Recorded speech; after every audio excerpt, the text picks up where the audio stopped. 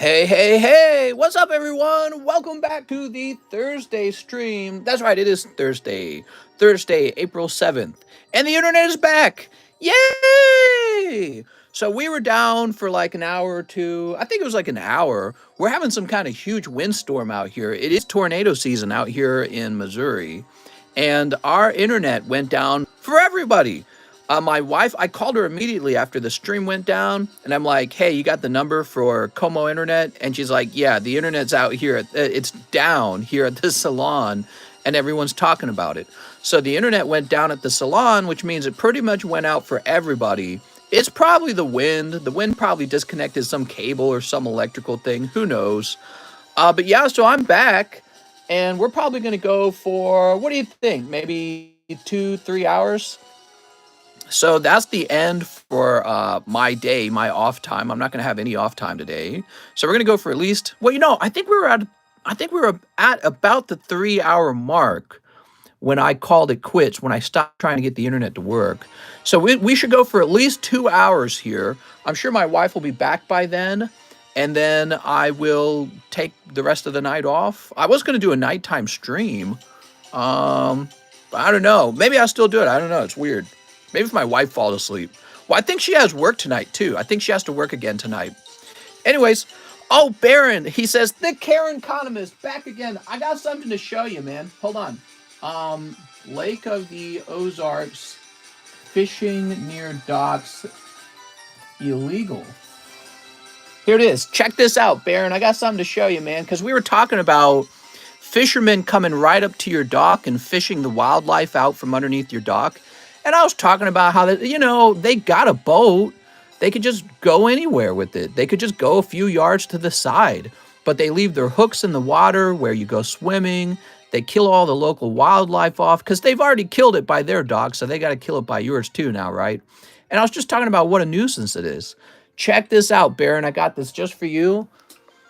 Effective August 28th, it will become illegal to be within 100 feet of someone else's dock, tie up to it, or block another boat.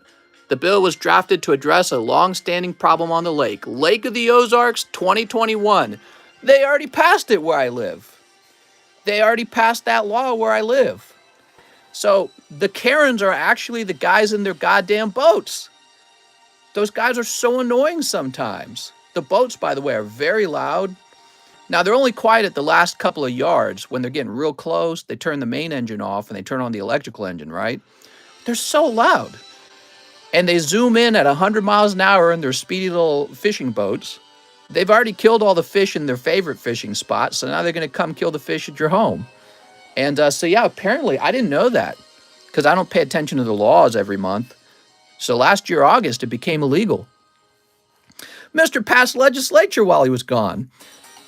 So pretty interesting because a lot of people, I think they hate the idea of private property or something like that. I don't know what it is. But anytime you say something like, I just don't want people, parking their boat by my dock, they get really mad and they call you a Karen because they don't know what it's like to be on the other side. They don't realize from our point of view, it's the guy in the boat who's a Karen. He's got a boat. Just go to the bank with no houses on it. They're all over the place out here. But yeah, so they finally passed that law. Mister, stop fighting the fishermen. Well, I just caught up watching on 2 times speed. Mister, the dock is yours, not the water. Well, according to this law, if I have a dock, you can't come within 100 feet of it now. So you're right, the water's not mine, but you're not allowed within 100 feet of my dock with your boat. So, and I think that's a fantastic law because you could actually kill children by running them over with your boat because you didn't realize there were children in the water there. You can leave hooks and trash in the water. You could accidentally cut an electrical wire under the water and not know it. And this can electrocute people who then later swim in the water. There's all kinds of reason you wouldn't want a stranger who's unfamiliar with your dock, coming up to your dock and doing their fishing there. All kinds of reason. Call the cops, mister. 911. This man's fishing boat. He's taking all the fish. I hate it. But there you go. So they already outlawed it. Now, I don't know about other communities of this type where you have lakefront property, but they're just going to end up passing similar laws like that eventually. Because Anyone who owns a house has the same feeling about it. It's a universal experience. We all have the same experience of like, God damn, these guys are awful. You know what I mean? There's not a single homeowner that's like, yeah, come up to my house, kill all the fish, leave your dead fish bait tackle in the water so that it stinks up the whole place, and leave hooks in the rocks and the trees so that I can step on it later when I go outside to go swimming. Nobody wants it. Only the boaters want it. No laws will ever pass like that here, says Baron. You never know, Baron. You never know. Because there might have been people who have said that about Lake of the Ozarks, and look at it now, okay? I would say a good way to stop laws like that from passing where you live, be considerate of the people you're fishing around, okay? It is possible, although maybe you don't agree, but it is possible to be an inconsiderate fisherman. It's possible. All right, let's do it, guys. So we left off with Johnny Mendoza. Mr. Johnny, look at this card. Can you hear me? Yeah, there was a point in the stream where it was clear it was like all falling apart. Mr. Don't Give an F about cheese. I love cheese. He's my favorite.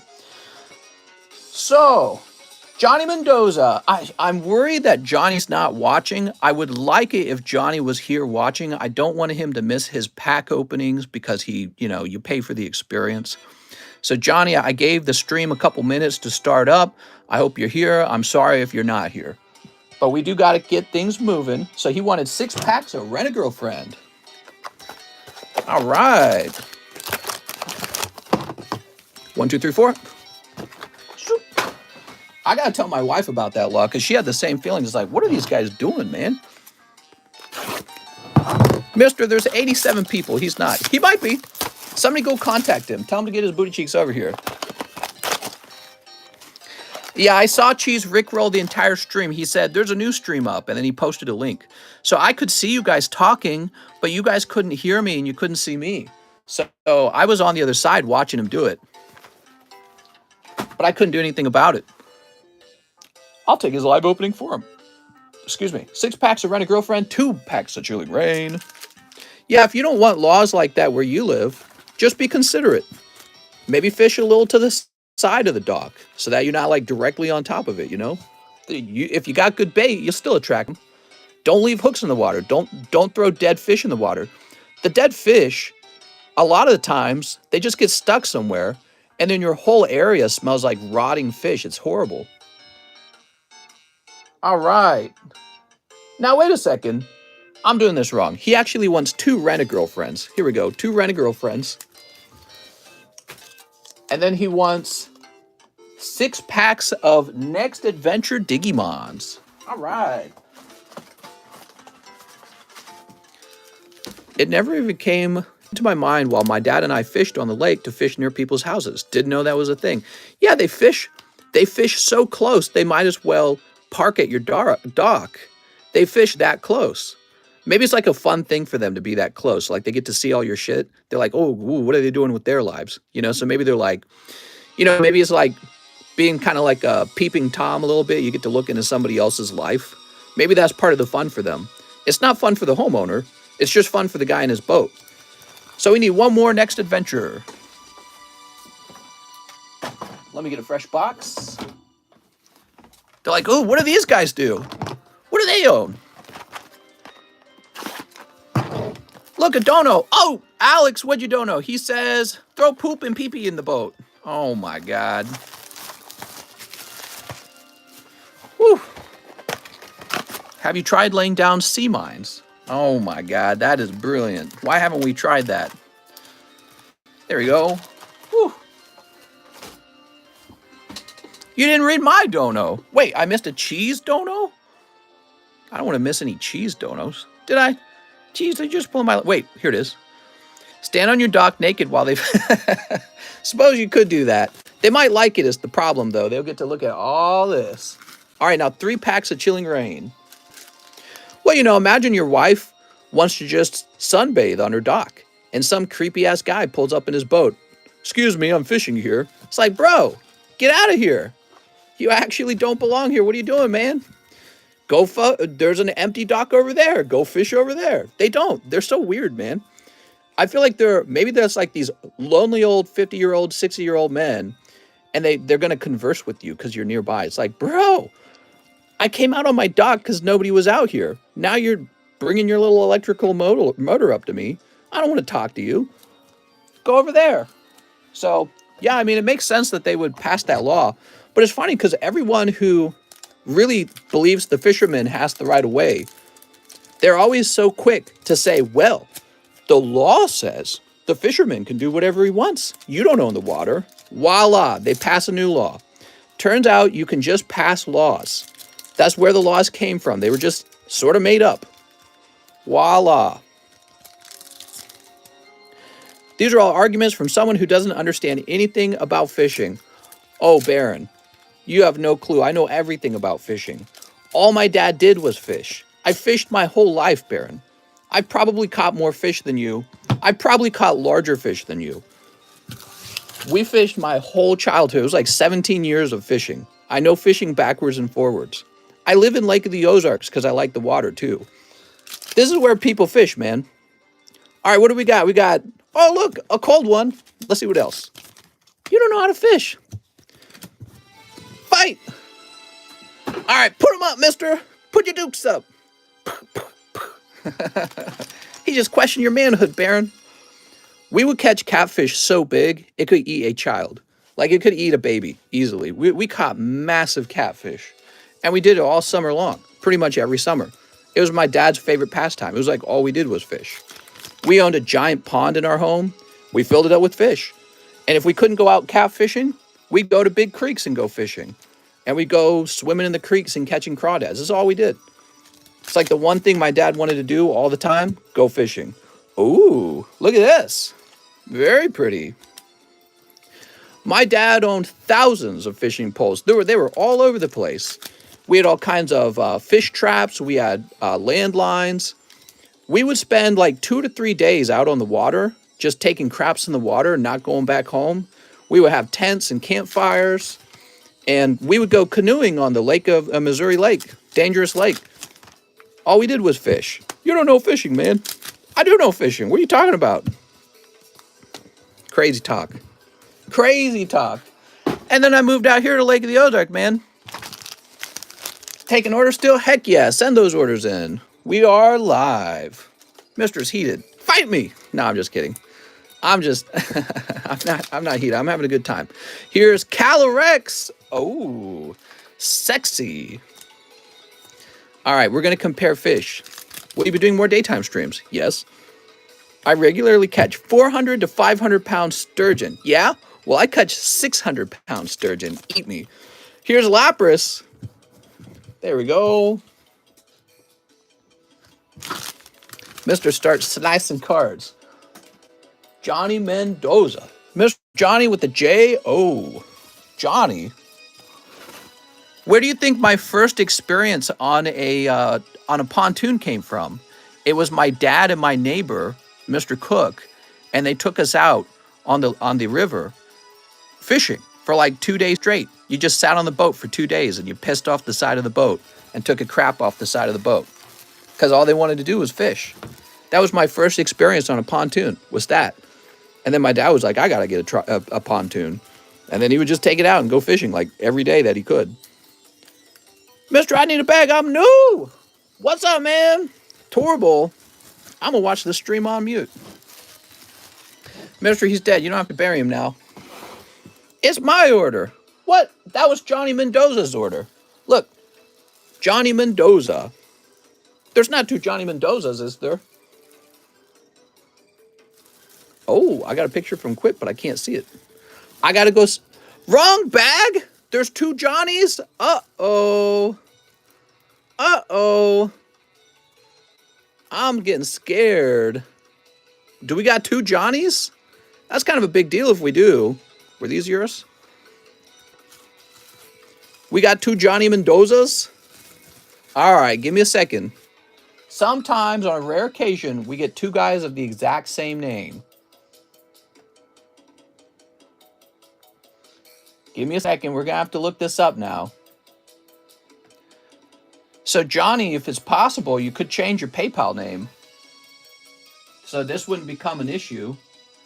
If your real name is John, You could change your name to John Mendoza, and the other guy can continue to be Johnny Mendoza. But hold on, so let me see. So you placed an order today. All right, I see you've placed 2 orders today, actually. So let me take a look at the email address for that, and then let me take a look at this older Johnny Mendoza. So older Johnny Mendoza. No, it's the same one. Johnny, are you sure you needed a new bag? No, I'm Johnny. I'm just seeing the same Johnny Mendoza. Is he confused? Did he think this was his order, but it was not his order? I think he thinks this is his order, but it's actually Johnny Mendoza's order. Yeah, these are all the same. So, all right, I'm putting these back in. I'm Johnny Mendoza, too. That's crazy. Well, while you're all Johnny, I'm Craig. Damn it, Craig. Damn. Alex, that's smelling a little fishy over there. Maybe take a shower. I'm Johnny. What's up, Torble? Torble, what's your name on PayPal? Tell me what your PayPal name is, okay?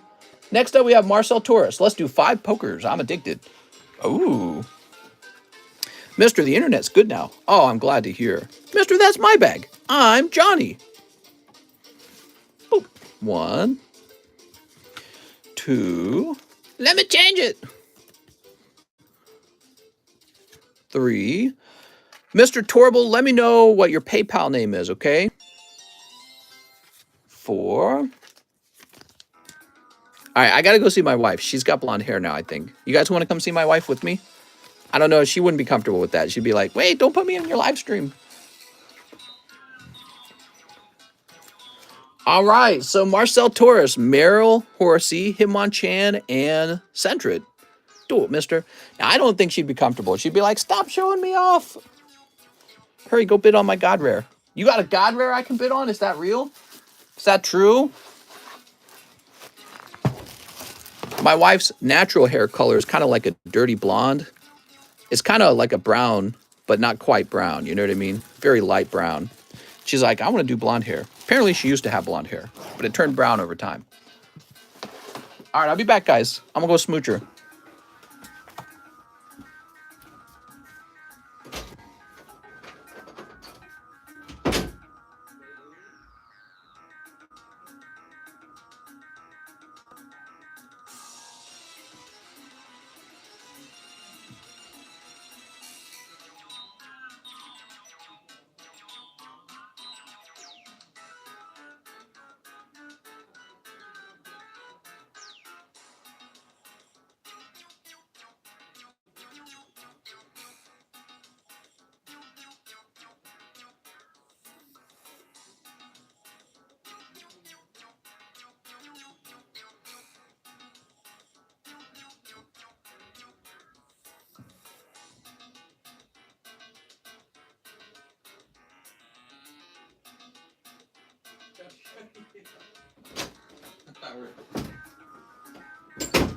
All right, guys.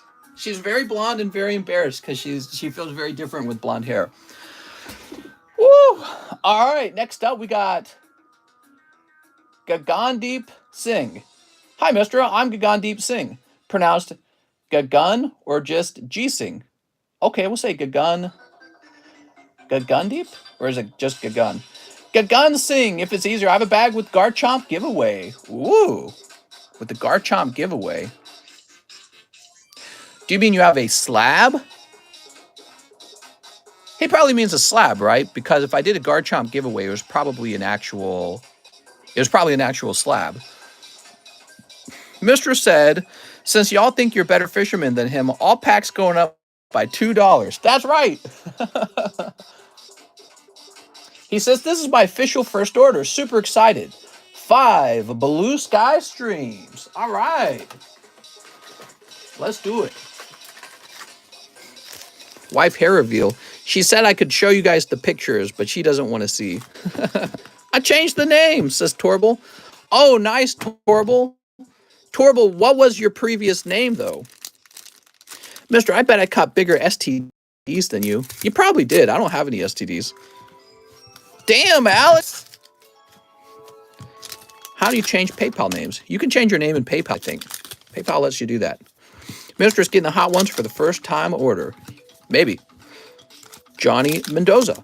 So you're saying your name was Johnny Mendoza. Torval, can I ask you to do one more step? Can you send me a penny message real fast? Send me a penny message. Sun went down, I'm scared. Hi, I'm so excited, says Jet. So, send me a penny message with your new account so I can see the change in the name. Maybe tell me something like, hi, I was previously Johnny Mendoza. Now my name is this new name. All right, let's get you a bag, man. I'm going to change my name to Big Daddy. I'm going to change my name to TheCardconomist. Wow, I didn't know they made that law change out here. It just makes so much sense. It really does. And I bet you they're going to make laws like that all over the place. I bet you that will be a common law to pass. All right. There was a poker card, too. Oh, poker card time. All right. Which poker card do you get? You get Electro. That's pretty good, man. All right. I bet you'll get a good pull next pack. I was checking the emails. Yeah, I was checking the emails. Okay. Gagan Deep. Sing. And we'll put you down at 422. Everywhere they're doing it. With the G, you're going in the G box. Yes, I have the Garchomp slab. Oh, nice, man. Now, it doesn't go into a bag. What happens is I write your name on the back of the slab, and then it goes into the G box over there. So yours would be in a G box over there. But, yeah, it's the same idea. Kip says 2 poker cards. Woo! Poker cards to the moon. People are loving the poker cards. I mean, it just makes sense. The poker cards are these 1996 cards with low populations. They look fantastic. Oh, I want that one. I'm a fan of Magneton. Fisherman gets right up to the dock because they provide good covers for species like panfish. Well, yeah, exactly. That's what you do in the wild. You go to little brushes where there's big overhanging roots or like a sunken whatever, because that's where all the fish like to hide out. And you go over there and you get your hook gets, or your line gets tangled in something, and then you snap it free and you leave a hook behind.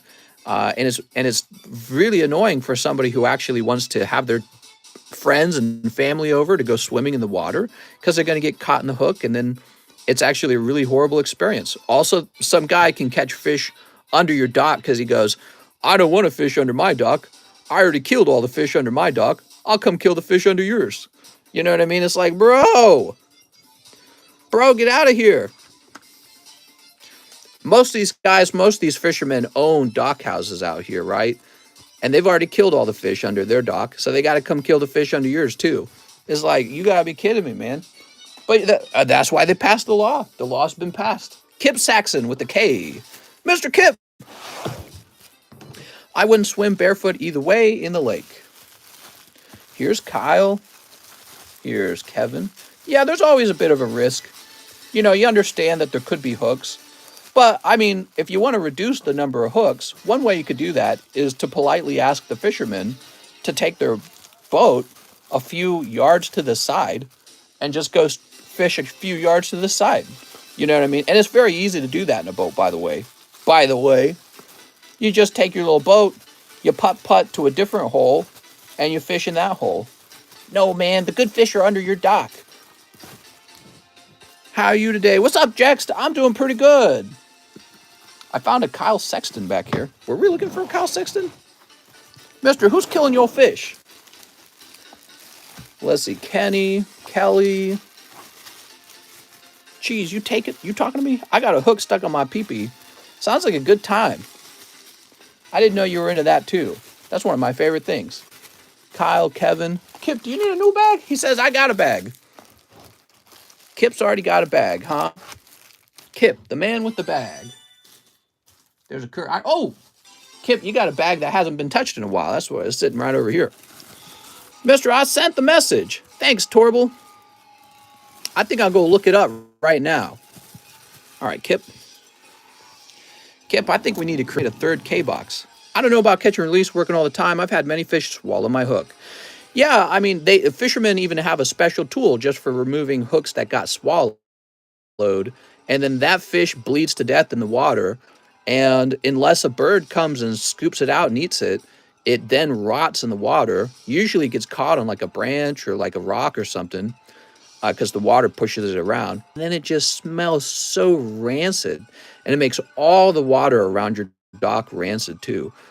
And yes, there's, the more guys fish around, and they don't like catch a fish by your dock, and then while it's bleeding out, they don't take their boat, turn it around to the middle of the lake and toss the fish in the middle.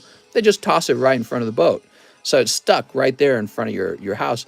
And you can smell it from like 3 docks down. So if they do it to your neighbor and it's over there stinking up, you're going to smell it from over there. So it's quite poor. Quite poor, he says. Let's go ahead and refresh and take a look at this name change. I like fishing. Well, Fallen Hero, I do too. Everybody out here loves to fish. That's why you buy a lake house, by the way. People who buy lake houses, generally they like the lake, they like fishing, they like the water. It's very important to respect others' sort of like boundaries, and be very considerate and polite to each other. That's what makes it, because it's all shared, isn't it? It's all shared, so we got to be nice to each other. Okay, my old name was Johnny Mendoza. My order was 6 Digimons. So I can see your email ends in a 7-6. So let me go ahead and look up this other Johnny Mendoza. And you've changed your name to John Mendoza. Mr. gets triggered by fishermen. Most of the time I don't, actually. But we've had some bad experiences already.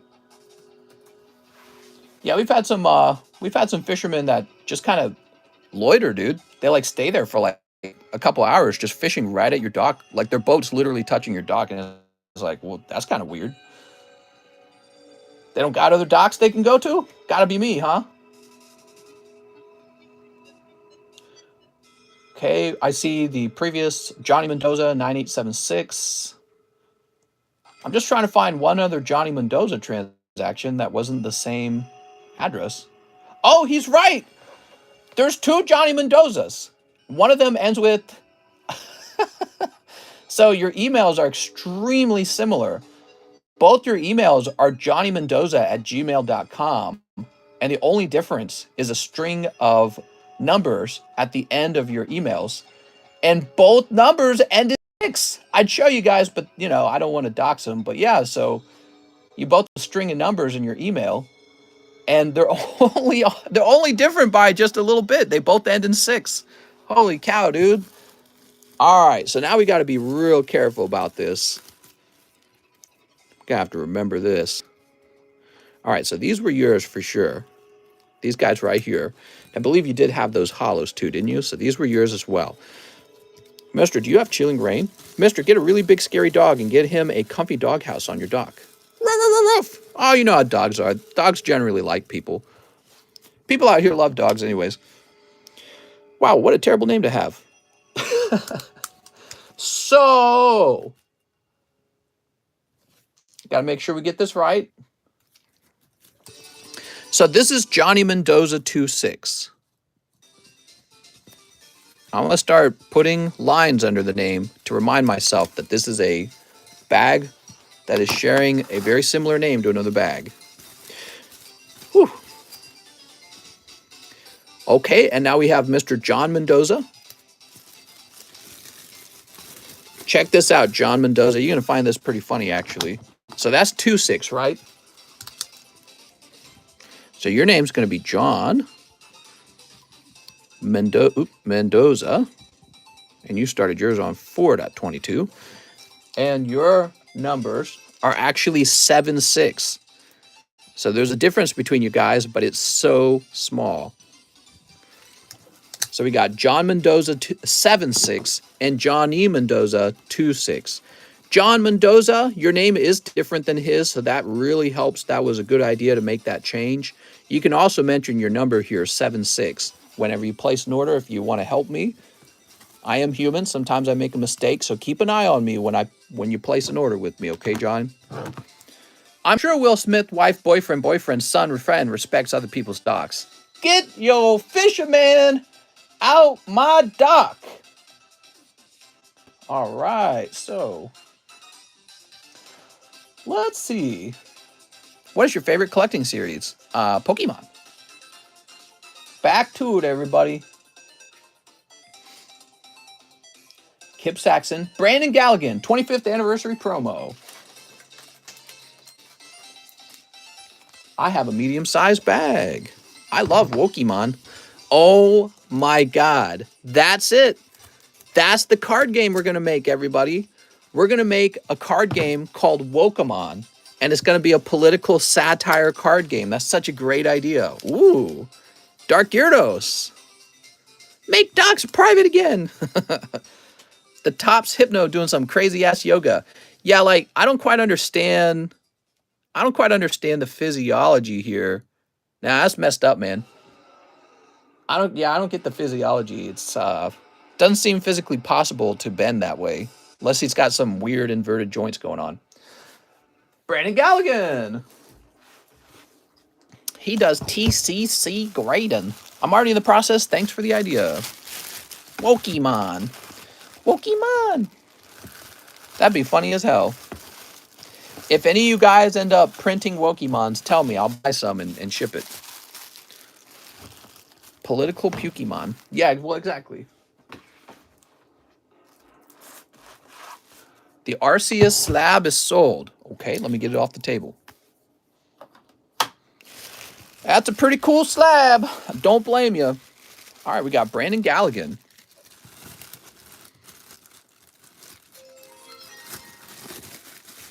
All right.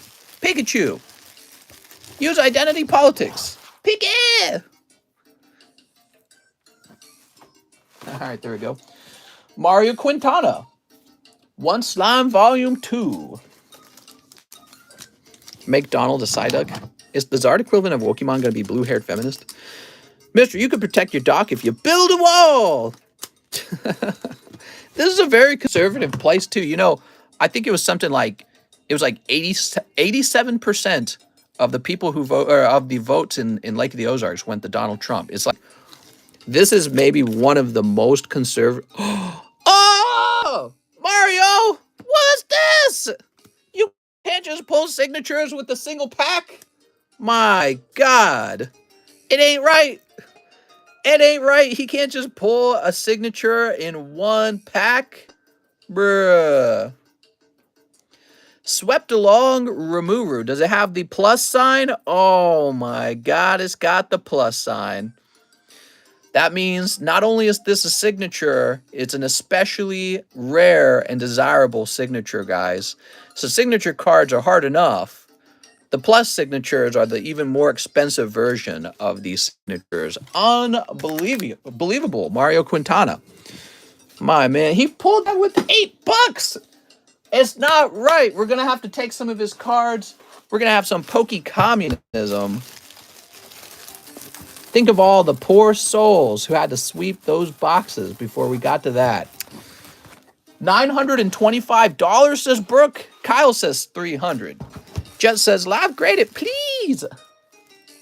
Here's Mario Quintana. Woo! I'd live grade it. I'd do a live grade on this for $75 like we used to in the past if you wanted a live grade. Of course, what we have now is one-day grading. So you could see it the next day. And it's cheaper, by the way. One-day grading is cheaper than live grading. Sergio Espinoza. $25 toward my slab away. Thanks, Sergio. Okay, so let's go find Sergio. Let's see, Sergio, you would be under slab away. Under the S's. Oh, did we clip that, by the way? I better clip that, huh? All right, there we go. According to TCG, it is a $300 raw card. Wow. Crazy, man. That's why people like those Weiss cards. So $25 off would make this $150. Whew.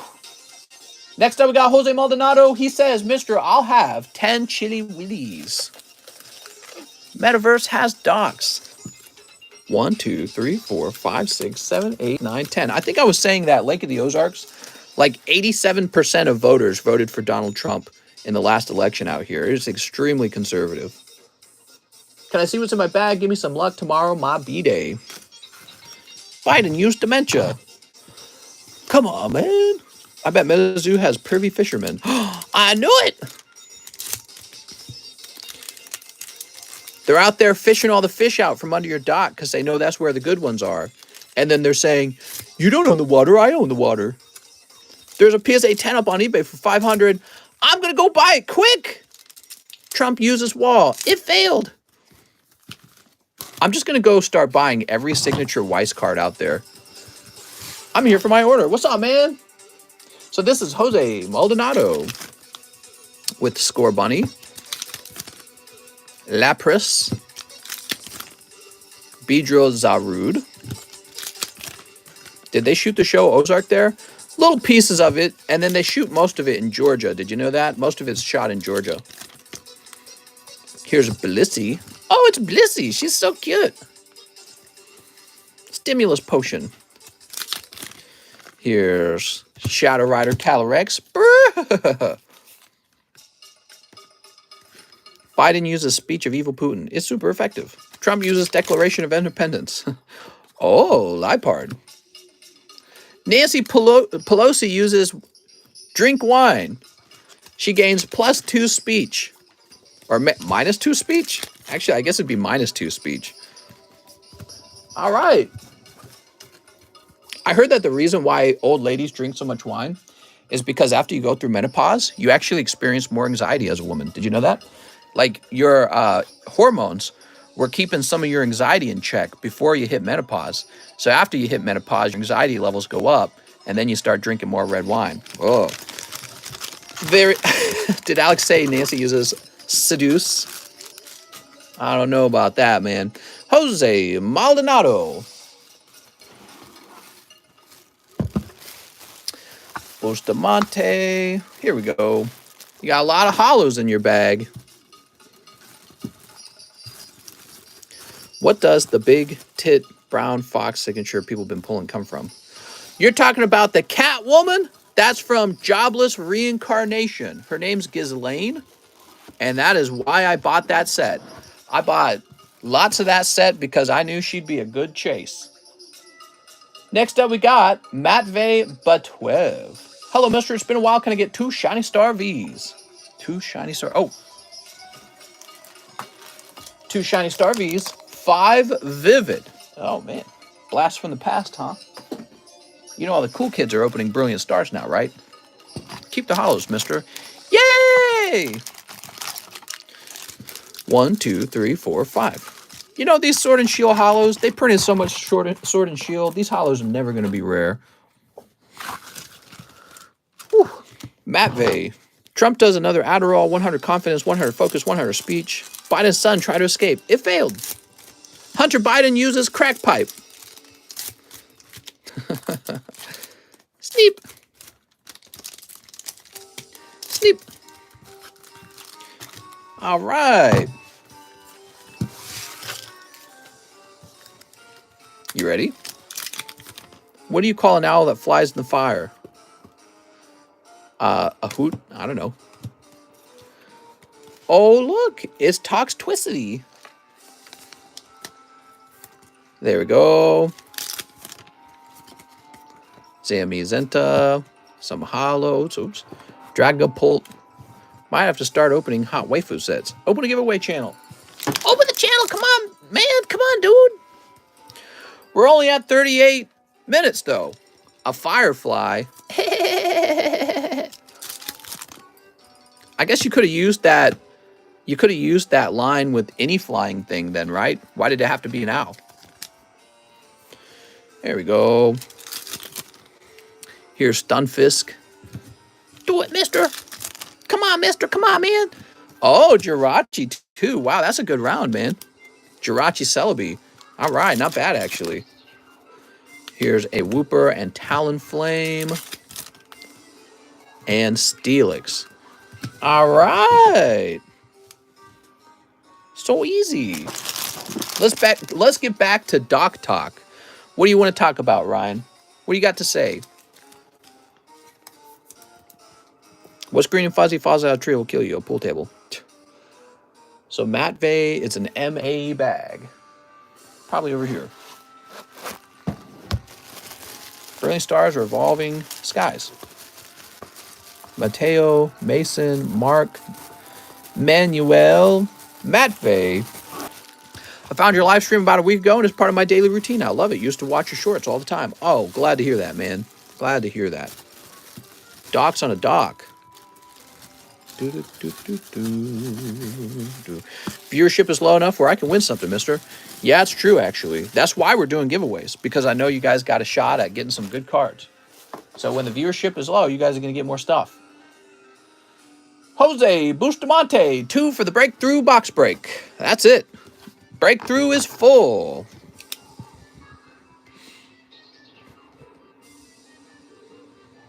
All right.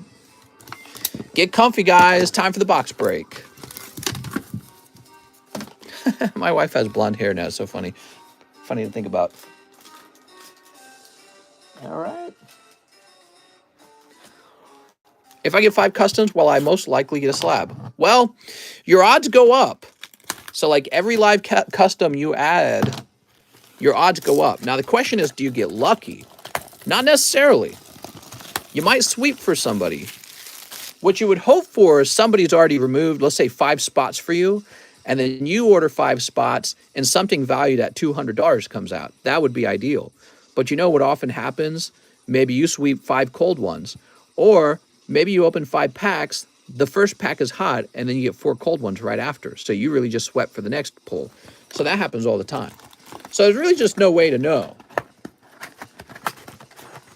Just no way to know. There can be up to 15 cold live customs in a row, though, okay? So I always try to tell people that to help them understand their risk. So 6 is the starting number. Okay, 6. 6 it, oh, 6 it is. Oh, I had some ramen while I was waiting for the computer to come back up, and goddamn, ramen is just not healthy for you guys. I don't know what to say. 1, 2, 3, 4, 5. Derek Johnson gets the first 5 packs. Derek Johnson. So that's where we're starting. Breakthrough. This is the Mewtwo set. There's also a Houndoom in here. Glalie? Not Glalie. What's his name? Something. I haven't been paying attention. All I need to know is if you've seen my name yet during the stream for an order. Jack the Tipper? Yeah, we had you before this.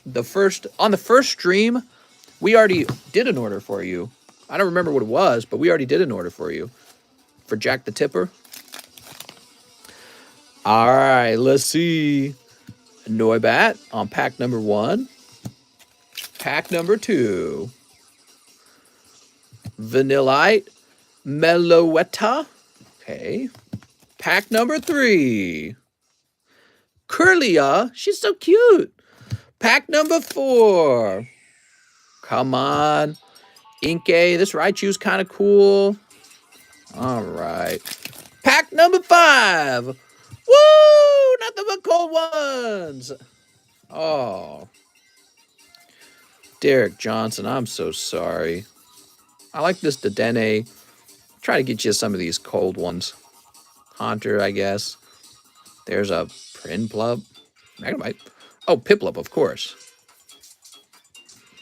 I'm just trying to get him some of these non-hollows to help him out. That was pretty bad. I don't think... Oh, he got the saddest Cubone. I forgot saddest Cubone's in this set. So in this image, here is a mother and her child at a fun park. And Cubone's mother's dead, so he's holding a bone of his mother and crying. Aw, poor Cubone. So that was a sweep, man. Derek Johnson just did an epic sweep for you guys. Yeah, that is probably the saddest Pokemon card in existence. I love the Cubone. Yeah, well, if you get a reverse holo of that card, definitely grade it. Sorry, Derek. Derek Johnson, everyone. Why would they make that card? I don't know. It's actually pretty brutal, isn't it? That is really sad. I feel kind of down, guys. I think I'm going to stop streaming. I'm too sad. That was a downer, man. The saddest Cubone gets me. Rip Derek. Yeah, that as well. Rip Derek. He does not walk away with the hot ones. You would think in 5 packs that you would get a guaranteed something, but he got a guaranteed nothing. That's what he got. And it can happen to you.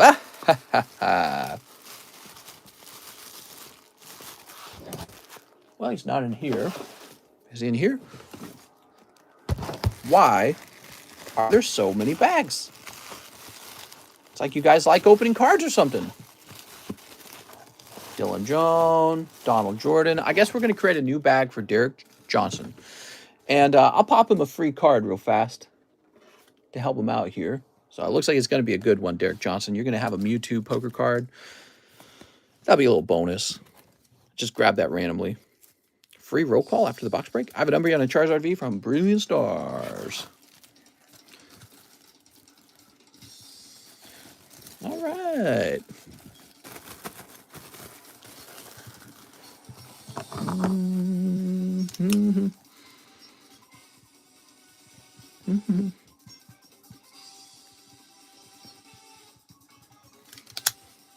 All right.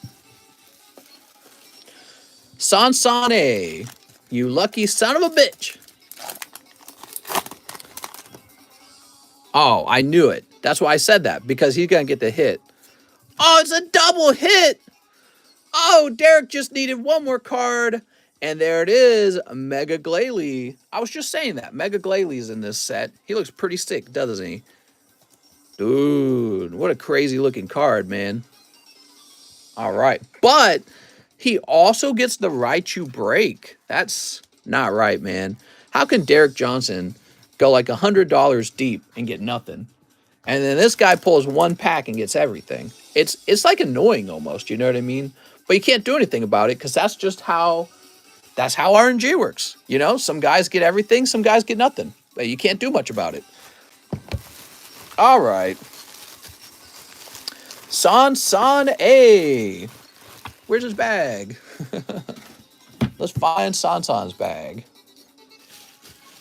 If it was up to me, San would have to give his Raichu to Derek. That's because I'm a cruel, horrible communist leader. Cole Kokoschke. Now, Cole might also get nothing. You ready, Cole? Any guys in here want to be a pretty girl? Desperate times call for desperate measures, huh, Brooks? You ready? Cole Kokoschke. Ready, Cole? Flebebe, Marowak, and Assault Vest. Oh, my God. Oh, my God. You got Flebebe, dude. Flebebe for Cole Kokoschke. Oh, Cole. Why did it have to end this way, Cole? Any American want to give me papers? I can give you my homework. That's kind of like paperwork. Mike Hoover.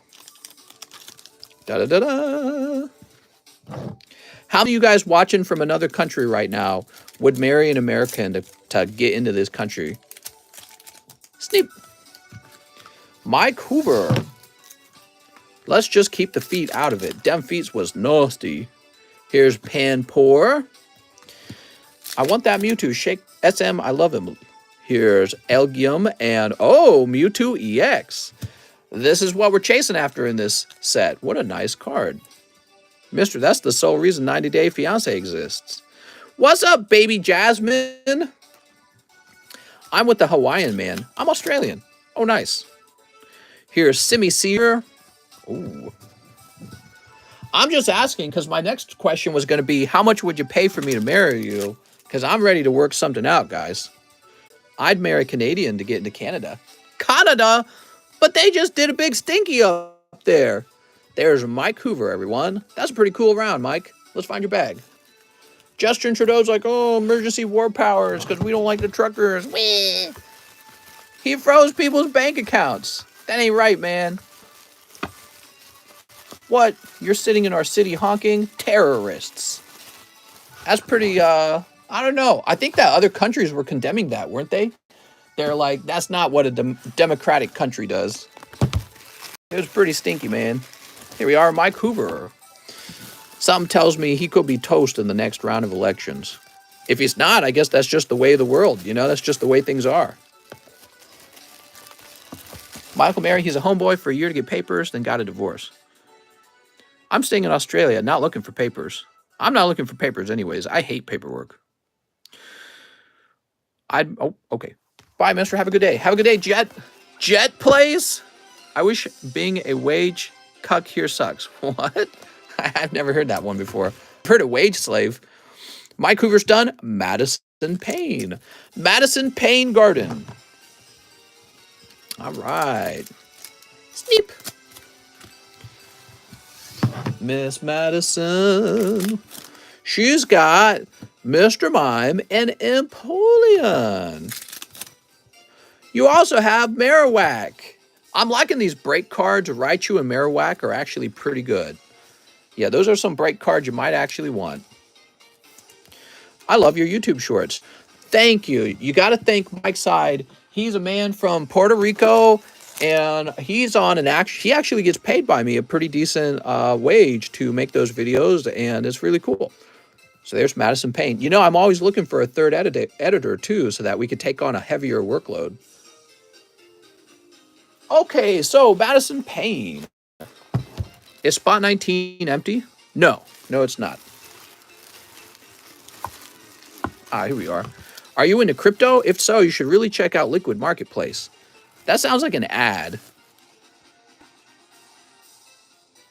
Adam, could you say something else so we know you're not just a bot?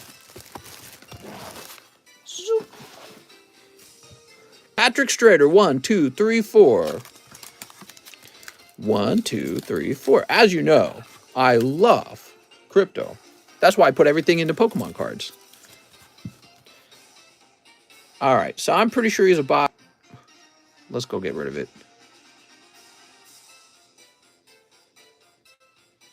There we go. All right.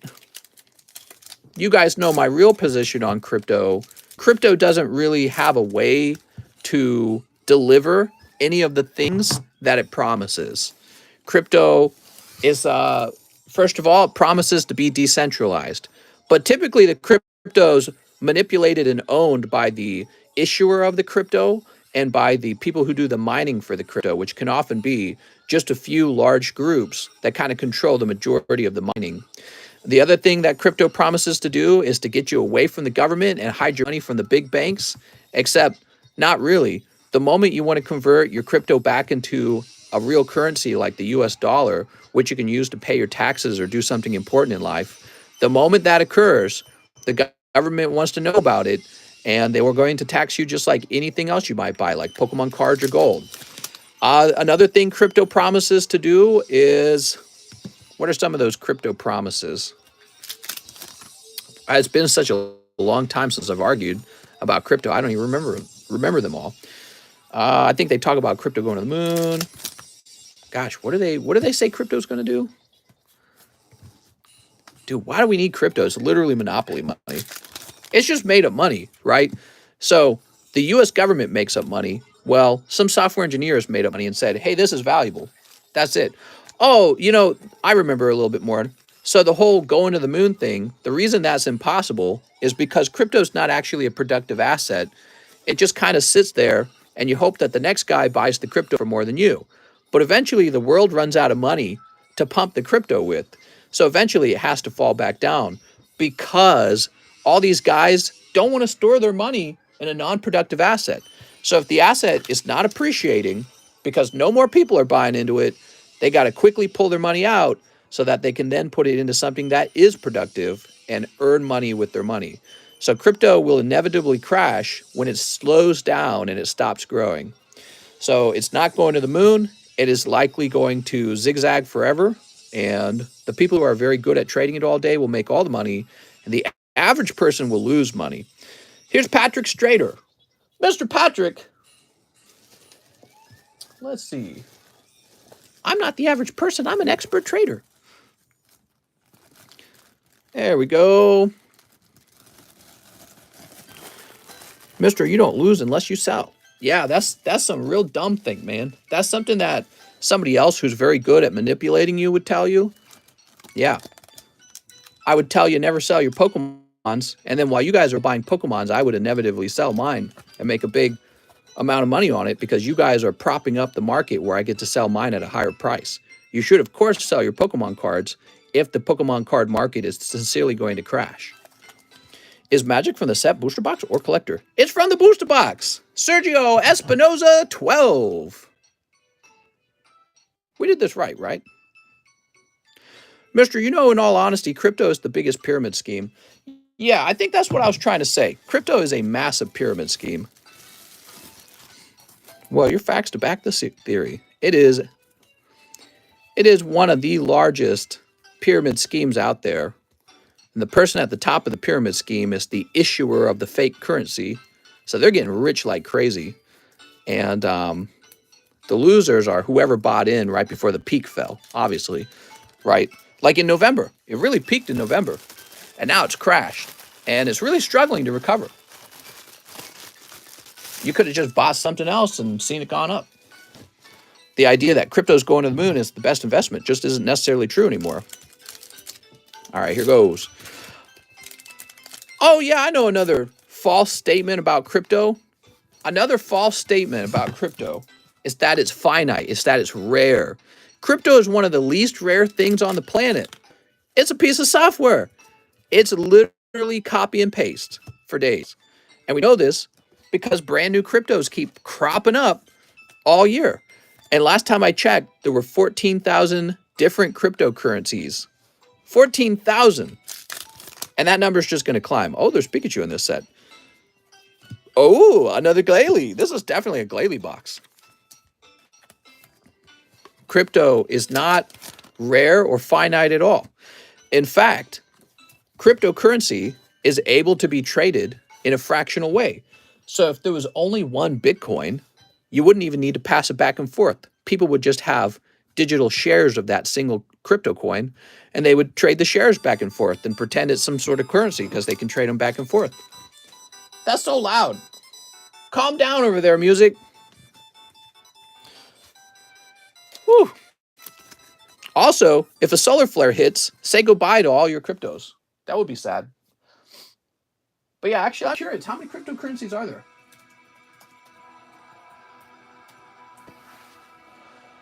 All right, so the last time I checked, there were 14,000 cryptocurrencies. Are you ready for the new number? Here goes.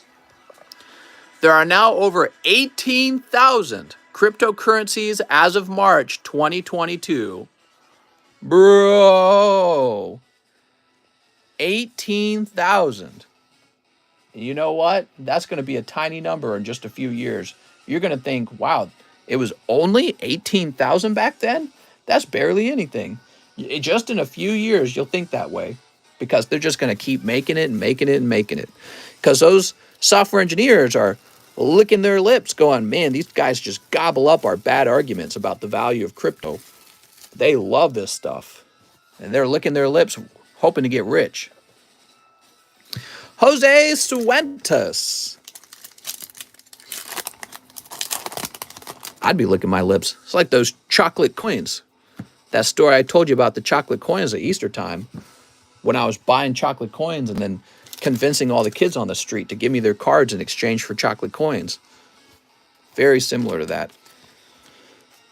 All right, that's Jose Suentas. And you got all the crypto apologists and the crypto believers, and they will cheerlead crypto to the very end. And I'll tell you why they do that. It's because they have to, because they've bought into the pyramid scheme. They're like the multi-layered marketing friend who just bought a bunch of vitamins, and now they're trying to hook you into buying the vitamins because that's the only way for them to make money. You have to buy the vitamins with them, and they know that. Everyone has to converge onto the cryptocurrency for the crypto to keep rising in value. So you're never going to hear the end of them going, blah, blah, blah, crypto's going to the moon. You'll never hear the end of it because it's not in their interest to tell you the truth. That is impossible for it to do that forever. And that it's probably the fastest inflating asset in the world right now. It is probably the fastest inflating asset in the world. That's for Jeffrey B. Mr. Jeffrey with the J-E. Who is crypto?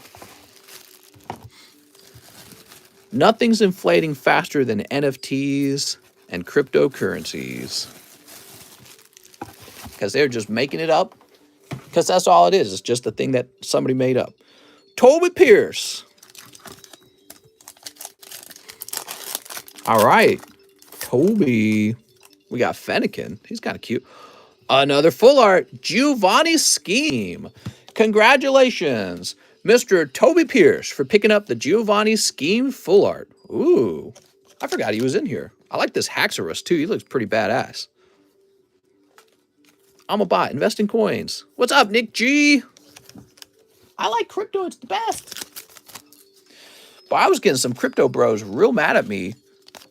It was last year when crypto was still doing really well. You don't hear crypto bros get as angry anymore because crypto has not performed well since then. You don't hear it as much. All right. Is Mr. still ranting about fishermen? I'm still ranting, but we moved on from fishermen. Toby Pierce. Mr. ripping a whole box. I'll get you 2 cryptos for the price of 1. Yeah, it's like RuneScape. Doubling money. Doubling GP. Or what we call GC, doubling gold coins. That's what the crypto guys make me think of. They found some kind of way to convince you to give them all your money. Doubling your money. Just park it all here into my crypto that I made up. Poopy coin. Meanwhile, they own 50% of all poopy coins in their wallet. Doubling money. It's the same thing, but more sophisticated. It's the same thing as RuneScape when they would go around with the flashing letters and they'd say, doubling your money. Scatterbug. Probably one of the best scams to sell in 2022 is to convince anyone that they can take your money and double it. And that's what the crypto guys are. That was for Johnny Mendoza. But which Johnny Mendoza? You know, I'm assuming it is John Mendoza because I think he ordered this very recently, like today. So this is probably John Mendoza.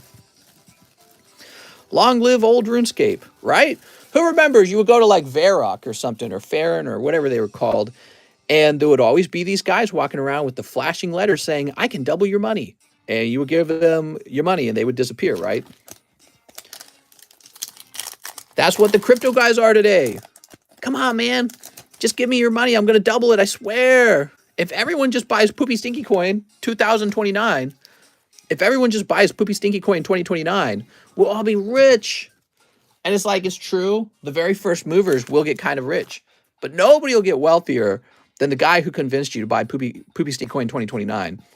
That's for David Morris. Because that guy already owns 50% of the coins. And his whole job is convincing you of a bunch of basically lies. Again, like, crypto can't actually do any of the things it claims to do.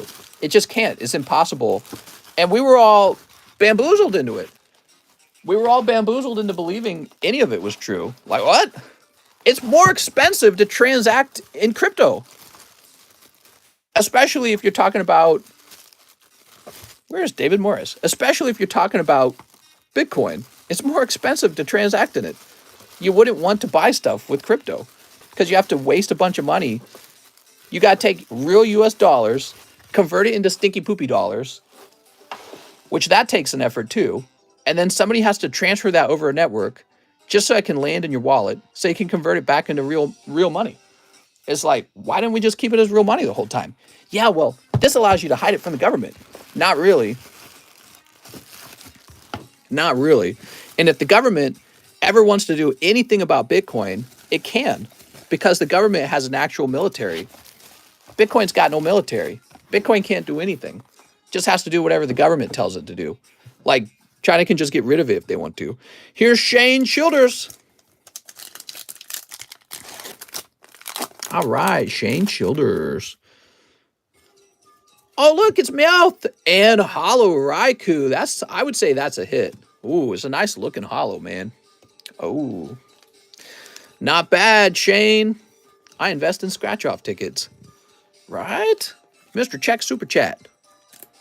I'm so sorry. I'm terrible with those Super Chats, aren't I? Alex says, beep, beep, boop, boop, invest. Mistress, the other guy. Oh, thank you for being so honest about that. I really appreciate that, John Mendoza. That was very kind of you. Thanks for doing the right thing, man. I'm sure the Johnny appreciates it too. You got to take care of the other Johnny Mendoza. You guys are basically blood brothers. All right. I heard Mr. Beast made his money in crypto. Right. Well, that's another thing with this pyramid scheme. Very often, the way a pyramid scheme works is you got to get everyone in on the FOMO. You know what I mean? You got to get everyone and tell them you have to buy Stinky Poopy Coin or you're going to miss out, bro. You don't want to miss out on Stinky Poopy Coin rising to the moon, do you? If he had purchased Stinky Poopy Coin at the peak of November 2022, it would be an inversion of what you're saying. Mr. Beast would have lost his fortune on crypto. But nobody talks about the big failures. Everyone just speculates on the big successes. So they get super excited about it and they go, I too could be rich. Like Mr. Beast, if I just put all my money into Ethereum or whatever, right? But Ethereum, it crashed from November. 1, 2, 3, 4, 5. So I know it's gone up overall, but that does not mean that you should take all your money and put it into Ethereum right now. That might not be the best move. Something else might actually be going up. And since November, it has not been Ethereum. So anyone telling you to buy Ethereum in that time period was wrong. All right, Joseph. Sneeps. So did he just pull all his money and pay taxes? Still loaded. I don't know what Mr. Beast did. I don't know much about Mr. Beast. I just know he's got a mustache and he does some wild videos. So here's Empoleon. Very nice. Joseph Jones. Here's Go Goat and Zorark. Like, if somebody gambles in the casino and wins big, and then they rush out and they tell everyone, I did it! I won big at the casino. Does that mean you should? Not necessarily at all. Might be a terrible idea to put all your money into the big gamble. You know what I mean? And it's always a big gamble, right? Like, the more of a sure thing something is, the less money it earns. If you put your money right now into Walmart, pretty much a sure thing, you're going to get like 7% return. It's terrible. It's really small. You're never going to get rich off of that, except for like by the time you're 50. So the way people get rich is they go and they find Poopy Stinky Coin 2029, and it's not obvious that it's going to the moon at all. And then they just put everything into it, and it happens to go to the moon. That's when you make life-changing money. It's basically a gamble, guys. No different than if you gambled your money in, I don't know, casino. Because nobody knew it was going to the moon, or else they already would have put their money in. All right, Joseph Jones. Just like they don't know what's going to happen tomorrow or the next day or the next day, it's always a guess. I invest in the sock and shoe market. Mister, you can make TCC coin. Hey, if somebody wants to work with me and make some TCC coin, we'll trade Pokies exclusively in TCC coin. Patrick Strader. Poopy Stinky Coin 2029. Patrick Strader has Pansage and a beautiful holographic Xerneas. I'll buy TCC coin. We should, though. We really should. We should just make TCC coin. So Patrick Strader is over here. Trades channel and Pokestan? You're back. He was doing the naughty if you don't get it by now. 100% is it. Hey, Mr. Coin isn't going to the moon. It's the upgraded version. Soon all Ethereum will be Ethereum 2. Jose Bustamante. All right. Why are there 2 packs left over? Oh, no! Oh, because Dontrell Davis is left. All right, we figured it out. Never mind. Jose Bustamante. I had a guy bragging to me about his 22K he dumped into GameStop. All he kept saying was to the moon. Yeah, I mean, GameStop went pretty high for a while. I don't know how it's doing today, but I don't think it's that good, right? I think it fell down a bit, quite a bit, actually. Here's Ursaring and Starly. Ah, I'm sorry, Jose Bustamante. That is cold. Yeah, it's like if you invest in something obvious like Walmart, you are going to make money. It's just not going to be really good money because it's obvious that it's a good investment. So it's already expensive. If you want to invest everything into something inobvious, well, the problem is you might lose it all. It might go to the ground, it might go to the trash can, not to the moon. So that's really gambling. You're talking about gambling. All right, very good. Jose Bustamante, Dontrell Davis. Zoop. Poopy box never touching breakthrough again. What?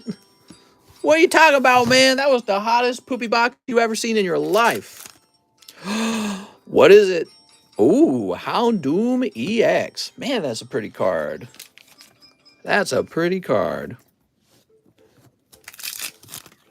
And oh, you also have Florges. That's a good round for Dontrell Davis. He was the first one in the box. This box was too cold, mister. But it had 2 full arts in it. 2 full arts, my man. Now, it was Giovanni's scheme, and it was Glalie Mega EX, right?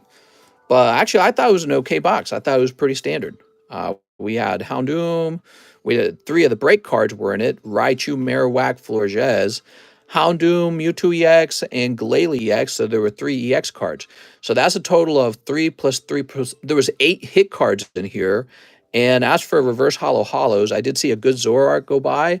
And I saw a really nice holographic Raikou go by. Though, you know what I would have liked to have seen? That holographic Cubone and this holographic Pikachu. So we could have gotten reverse hollows of those, and that would have made it an even hotter box. But yeah, I mean, it was about what I expected. That was a decent box. Not at all too bad. Not a mind-blowing box. We did not pull a golden Mewtwo, but it's not terrible. Mister, why are you live again? The first live stream crashed, so we're alive again. Dontrell Davis. Dude, I got a neck ache, dude. My neck got an ache. Ugh. I have to go take painkiller, man. It's like a tension headache or something coming on. Stream crashed. That's right. We got to finish this stream up now. All right. So breakthrough's gone. I'm going to go ahead and remove it from the menu for now. I'm not going to pick a new box out till tomorrow. You guys might consider jumping in the platinum box. Of course, that's real pricey. Now, Marcel Torres. 2 Eevee Hero Snipe from Marcel Torres. You got it, Marcel. Crypto is way out from the government making a digital money. No, it's not. Nothing crypto does can stop the U.S. government. That is the truth. Anytime someone says, oh, crypto's going to do this to the government, they're so dead wrong. You are so wrong about how much power crypto has versus the U.S. government. It has no power because it doesn't have an army. It's really just the government's going to decide what's in the best interest of the government, and the CIA and the government and the banks that have a lot of money invested in gold and paper dollar bills, they're going to decide how currency is going to work for the most powerful country in the world, not, you know, these guys on the internet saying, oh, come get the moon. Marcel Torres, let's get your bag.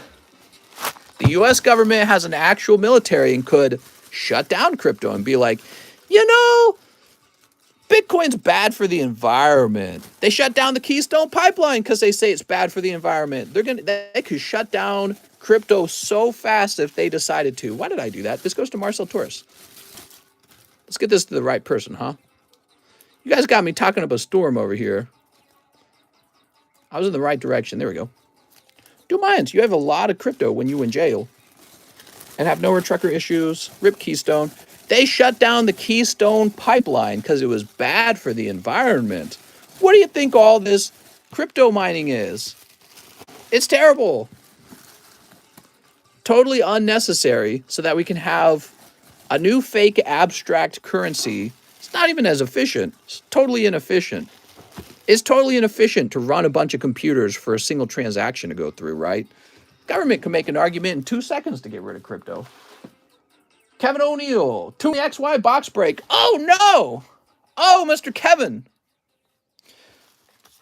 Another trucker issue because the government trying to control people and blatantly showing it. The bottom is on the top. What?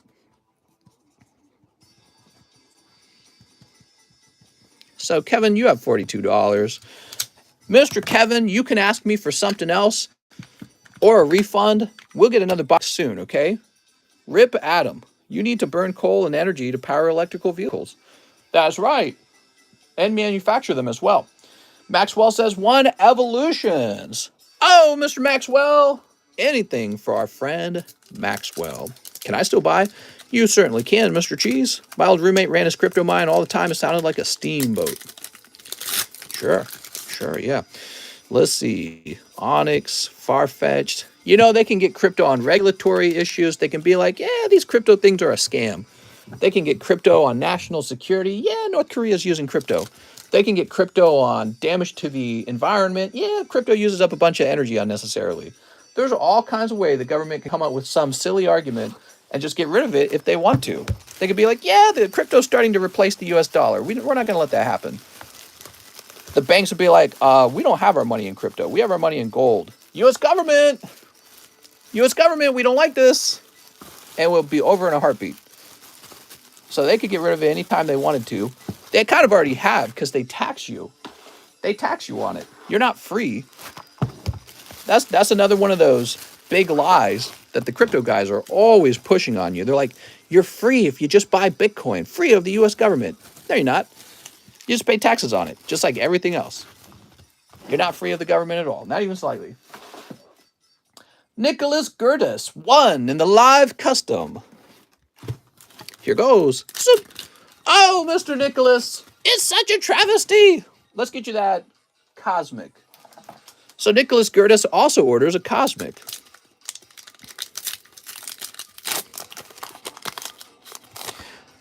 What do we got? Oh, it's just drill, bro. I'm sorry, man.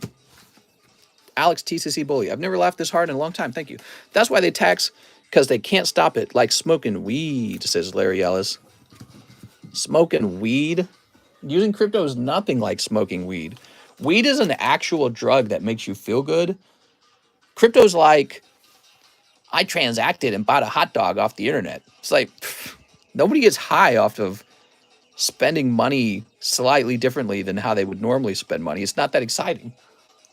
Nicholas Gertis. Mr. Nick. Let's see.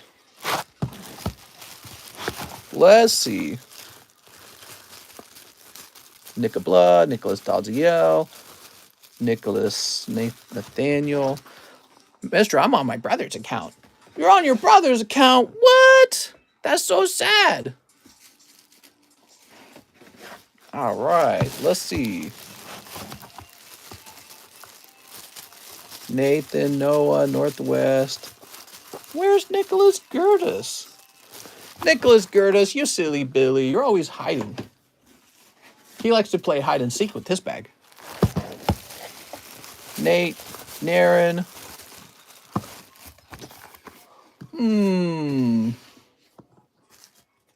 He didn't say new bag, did he? He didn't say new bag.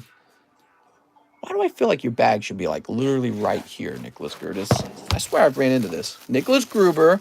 No, you did ship out, didn't you? You shipped out. I'm pretty sure you did. I'm getting him a new bag. I think he shipped out. It was Nicholas Gruber who didn't ship out. Still alive, Mr. Street Rat? Still alive? Who remembers that line? Here we are. Mr. Nicholas Gertis. Yeah, you know, crypto's a big money-making scheme for some guys. Maybe guys who go around making fake multiple accounts advertising their stupid crypto platform. And it's a big moneymaker for them. You and I, we don't need it. We can do everything on PayPal. We're not hiding from the government when we buy crypto or avoiding taxes or any of that shit. Nicholas Gertis says, I forgot to add, I need a new bag. Oh my God. Next up, we got Jack the Tipper. Live custom, my final one of the night. Jack the Tipper. Whoop. Oh, Jack the Tipper, that's a cold one. Sorry, Jack. I thought it was going to be the hot one, but it was, in fact, the cold one. Mister, open the giveaway. How long have we been going? 80 minutes? All right, guys, the giveaway channels are being opened. Here goes. So it's 2 channels. The daily giveaway, which is now going to be 1 in 300. Save that. And we are opening up the daily giveaway. You get one guess. If you've already made a guess from earlier, you are now allowed to make another guess. So you get 2 chances since you were here earlier too. See? So you guys are rewarded for hanging out with me. All right, and the Charizard VMAX channel is open too. You get 1 guess over there as well. So if you guessed last time, now you have a total of 2 guesses. All right, cool, man. Tammy's in there. While you guys are slobbering all over those channels, I want some free ones. Luke Robson says, hey, mister, 6 brilliant stars for Luke Robson. Trees don't enjoy money printing. That's true. 1, 2, 3, 4, 5, 6. 2 Evolving Skies. Okay, 2 Evolving Skies. What do you think about V, friends? What? Love the daytime streams. Perfect for UK time. I'm sure you'll build up a UK base. Bag is in the L box, probably pretty close to the front. What's up, Luke? I ordered 10 Fusion Striking shipping for Christopher Michael. Did you not get to that order yet? I don't know yet. I don't know if I got the order. I don't think I did. We had to shut down earlier in the day because the internet went down. Yeah, there was a total outage in this whole area. And it's back up again, so we're back at it again. Okay, Luke Robson. Alcremie and Simisear. Here's Breloom. Here's Ultra Ball. Sigilif. Escavalier. Oh, here we go. Arceus and Vaporeon. Oh, so fancy. We have Skiploom, Gyarados. Here's Scrafty. Mr. Midnight says, do I get my money returned? Well, if you'd like me to refund you, I can issue you a refund. So probably what's happening, Mr. Midnight, is I haven't gotten to yours yet. You're still in line. And that's because that line built up while it was down, I'm sure. Okay, so you're probably in line just like before. I just haven't reached it yet. Which order was it? Can you tell me what the name of the order is? I could probably just check and see if it's like coming up real soon. We ought to do maybe a roll call so people can understand if they've been done or not. That'd probably be helpful. Luke Robson. Yeah, I apologize, man. It was out of my control. It did go down. The internet did go down. It was totally out of my control. But I'm servicing the orders now. I went live again so I can make sure everyone gets taken care of. Yeah, you're right here. Christopher Michael, 10 Fusion Striking shipping. So you got a few guys ahead of you. Pokemerica, Adam Steele, Alexio Alvarez are ahead of you. And then it's your turn. So we're real close. So we have a Pokemerica who needs 1 VMAX Climax. Almost there, man. Almost there. 1 Brilliant Stars. This is for Pokemerica. He's new. All right. See, I like his name.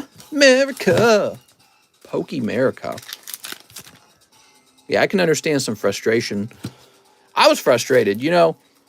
Maybe I seem all happy and peppy when I go live, but man, when my internet goes down like that, because we've had issues like that before, I just lose it over here. I hate it when something like that happens. I'm like, you're ruining my cards live stream. There's like hundreds of dollars of orders sitting around. I'm like dying of stress. I hate it. So it's pretty bad when it happens.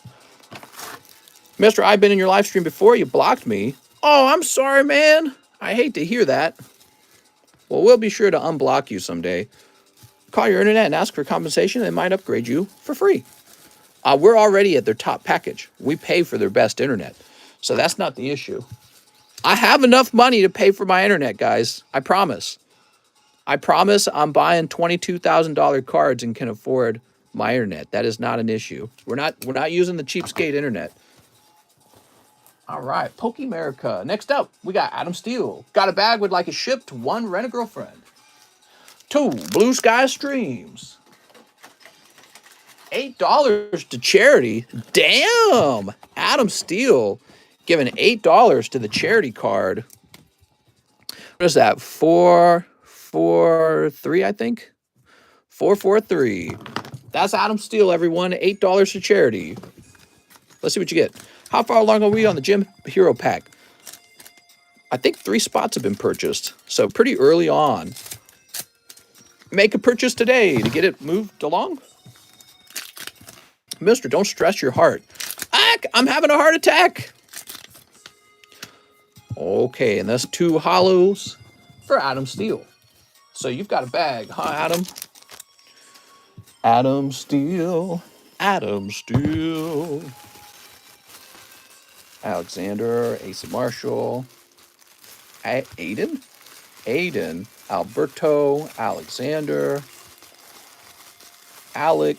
Abraham. AJ. Adrian. Alec Johnson. Let's try this over here. Anthony Shime, Amanda, Anthony Deloa. Anthony Deloa. I felt like he had an order not too long ago. Ugh. Ah, yes, the Steel Man, Adam Steele.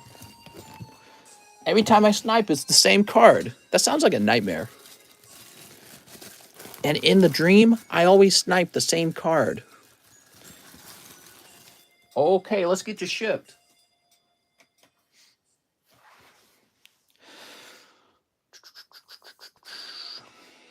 Evo Heroes prices are up there with Evo Skies. Yeah, I agree. I agree. They were always really popular. I could rarely keep the Evo Heroes stocked. You guys just loved them that much. Okay, and this is pretty heavy, actually. Print. Nightmare on Snipe Street. Mister, do you like corn? Not really. They're just okay. It's like ask me if I like Nickelback. Ask me if I like Nickelback. I'd be like, meh. I'd be like, meh. Next up, we have Alexio Alvarez. Hope you're having a blissful day. I have 7 Diggy Wiggy Mon Classics. Diggy Wiggy Mon Classics for Alexio Alvarez. 1, 2, 3, 4, 5, 6, 7. You got it. Mr. Corn rules. Top 3 Corn Tool Deftones. Mr. likes the pokies and the monies. Now, let's be honest. Everyone likes the monies. Some people don't. I call them weirdos. But most normal people say, yeah, I could take $1 million. The difference is, I also like pokies. Now, that is distinct. In fact, most of us here like the pokies. That's what makes us such a nice little group together, because we all have the same pokey fetish. Pokey addiction, I mean. All right, you ready, Alexio? I don't sleep with my Pokemon cards. All right, I do. Ice Wall. I'm addicted to pokies. Here we go. We got full art Metal Garurumon. Ooh. Looking for those rare ones. Here's 2 hollows that I don't care about, and 2 hollows that I don't care about. I too am also addicted. Who doesn't sleep with the Raichu? There we go. Raichu, I'm sleeping with Brock. I don't know about you guys. Nickelback has a few good songs. Frick you and your dock. Stay 100 feet away from my dock at all times. That's the law. I think Baron was getting a little angry at me. Well, it's funny because he and I were having that conversation from a position where the law is on his side, where it's like, oh, yeah, well, you don't own the fish. You don't own the water. It's public water. It's always what they say. But then actually we looked up the law. They changed it. They changed it. They said stay 100 feet away from other people's docks. There you go. Problem solved. Because people can't just be nice. They can't just do it on their own. They can't be like, somebody's got a dock and kids there. They don't want me to float my boat right up next to them and putting hooks in the water all year round. They can't just do that. That would be hard for them to consider that. They'd be like, I should just fish there. I'm going to catch something. So now you got to make some stupid law. I don't even like having all those laws. Pokemerica says, forgot to mention, I'm a first-time customer. I knew it! Christopher Michael says, 10 fusions. You got it. All right. 1, 2, 3, 4, 5, 6, 7, 8, 9, 10. I do a bag. You know, and what I was saying earlier was just that they should just move their boat a little bit to the side. That's it. That's not even unreasonable. It's a big lake.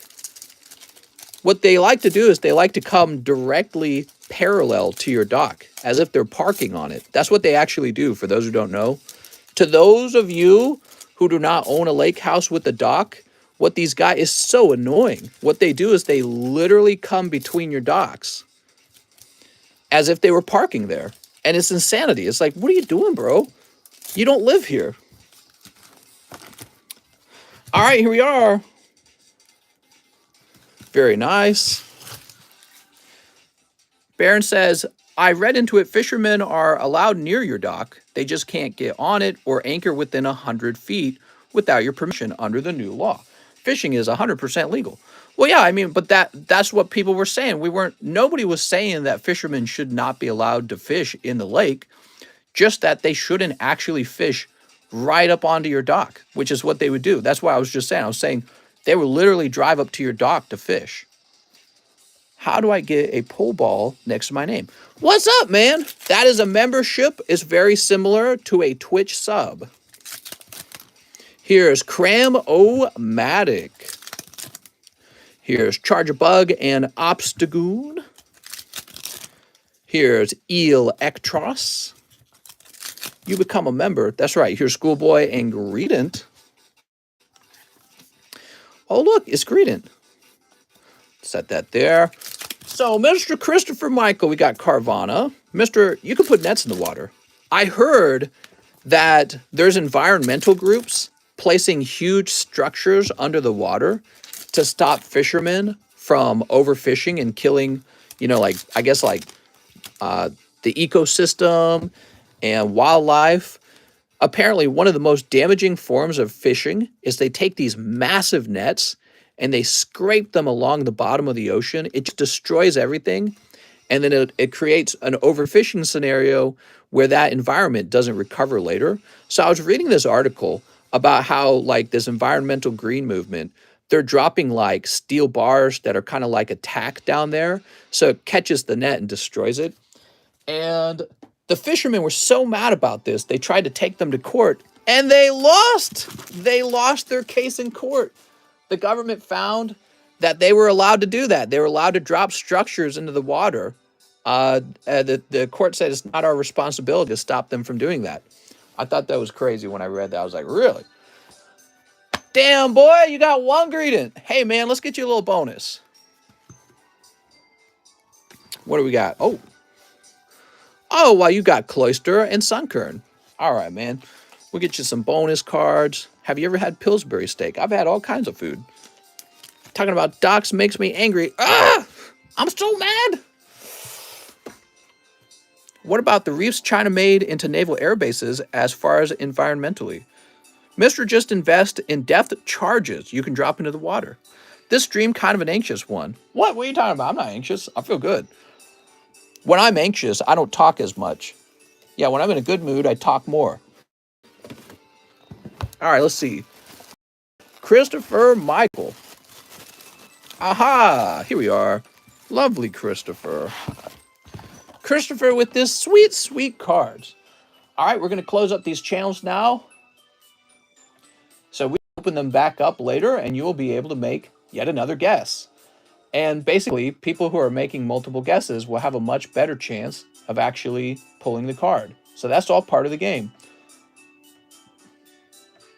If we open it up a total of 10 times, one person might have 10 guesses, as opposed to somebody who was only here once having a single guess. So your odds are, 10 versus 1, significantly lower. Okay. Christopher, so it's sort of like a game that's been designed to figure out who's been in the stream the longest. Russia and U.S. state Alaska separated by only 2.5 miles. That's right. At one little small area, there's a little island, right? I know what you're talking about. Can't find anything. Haha, didn't read. Oops. There we go. Well, Adam joined back with a new account. You can tell that he's definitely some sort of spam account with how easily he was just creating new accounts. It was real obvious. All right, let's see. He must not have liked being figured out so quickly by me. You ready, Christopher? Let's get that label. Mr. Christopher.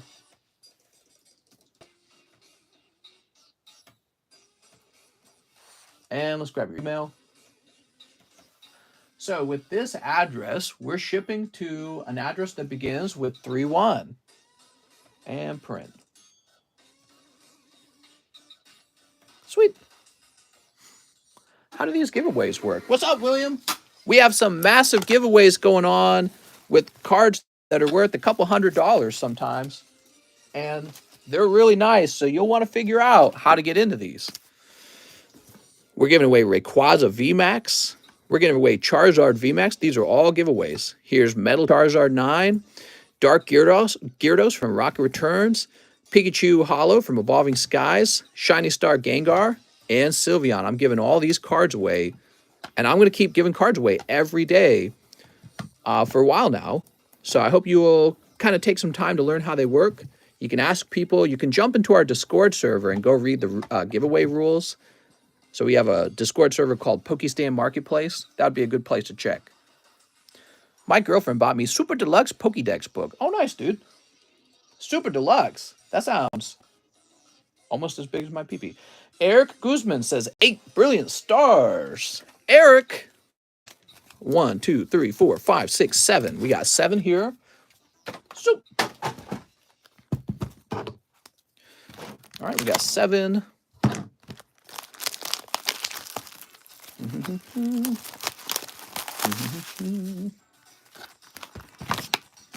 So that's 7. And here's 8. You have some deep conversations. How do you feel about assisted suicide? Ooh, that's a good one, huh? 1, 2, 3, 4, 5, 6, 7, 8. Well, I know this. You can't punish somebody for committing suicide. You know what I mean? So that's the first thing, because Christians get real crazy about suicide. They get all like, you can't do that. It's like, what are you going to do? Stop them? The reason assisted suicide is a conversation, guys, is because doctors could make suicide really painless. We could create a system that makes suicide painless and maybe a little more dignified and maybe a little more informal or formal, maybe is the right word. So, yeah, people could end their lives in a way that they feel they have more control over. There could be some benefits to this.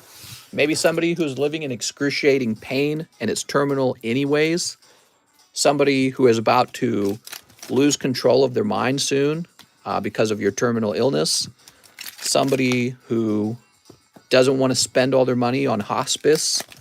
So there's some arguments for it. A lot of places don't allow it. I don't think there's many places at all that allow it, right?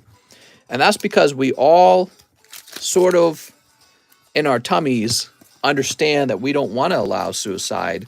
We think of suicide as a disease, and it is. So we do everything we can to put a stop to it.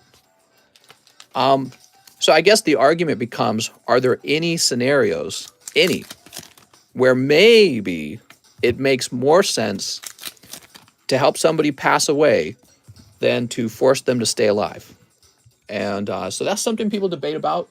I guess I'm lucky not to have to deal with an issue like that. But yeah, I mean, I don't know. There could be somebody dealing with it right now. They could be in such excruciating pain, they would rather end it all. You know what I mean? If someone truly is in their right mind and wants to pass, then they should be able to. Mr. Adam has taken over. All right, so Eric Guzman, he says, I don't have a bag. Well, let's start you one, Eric. People are ignorant not to think that.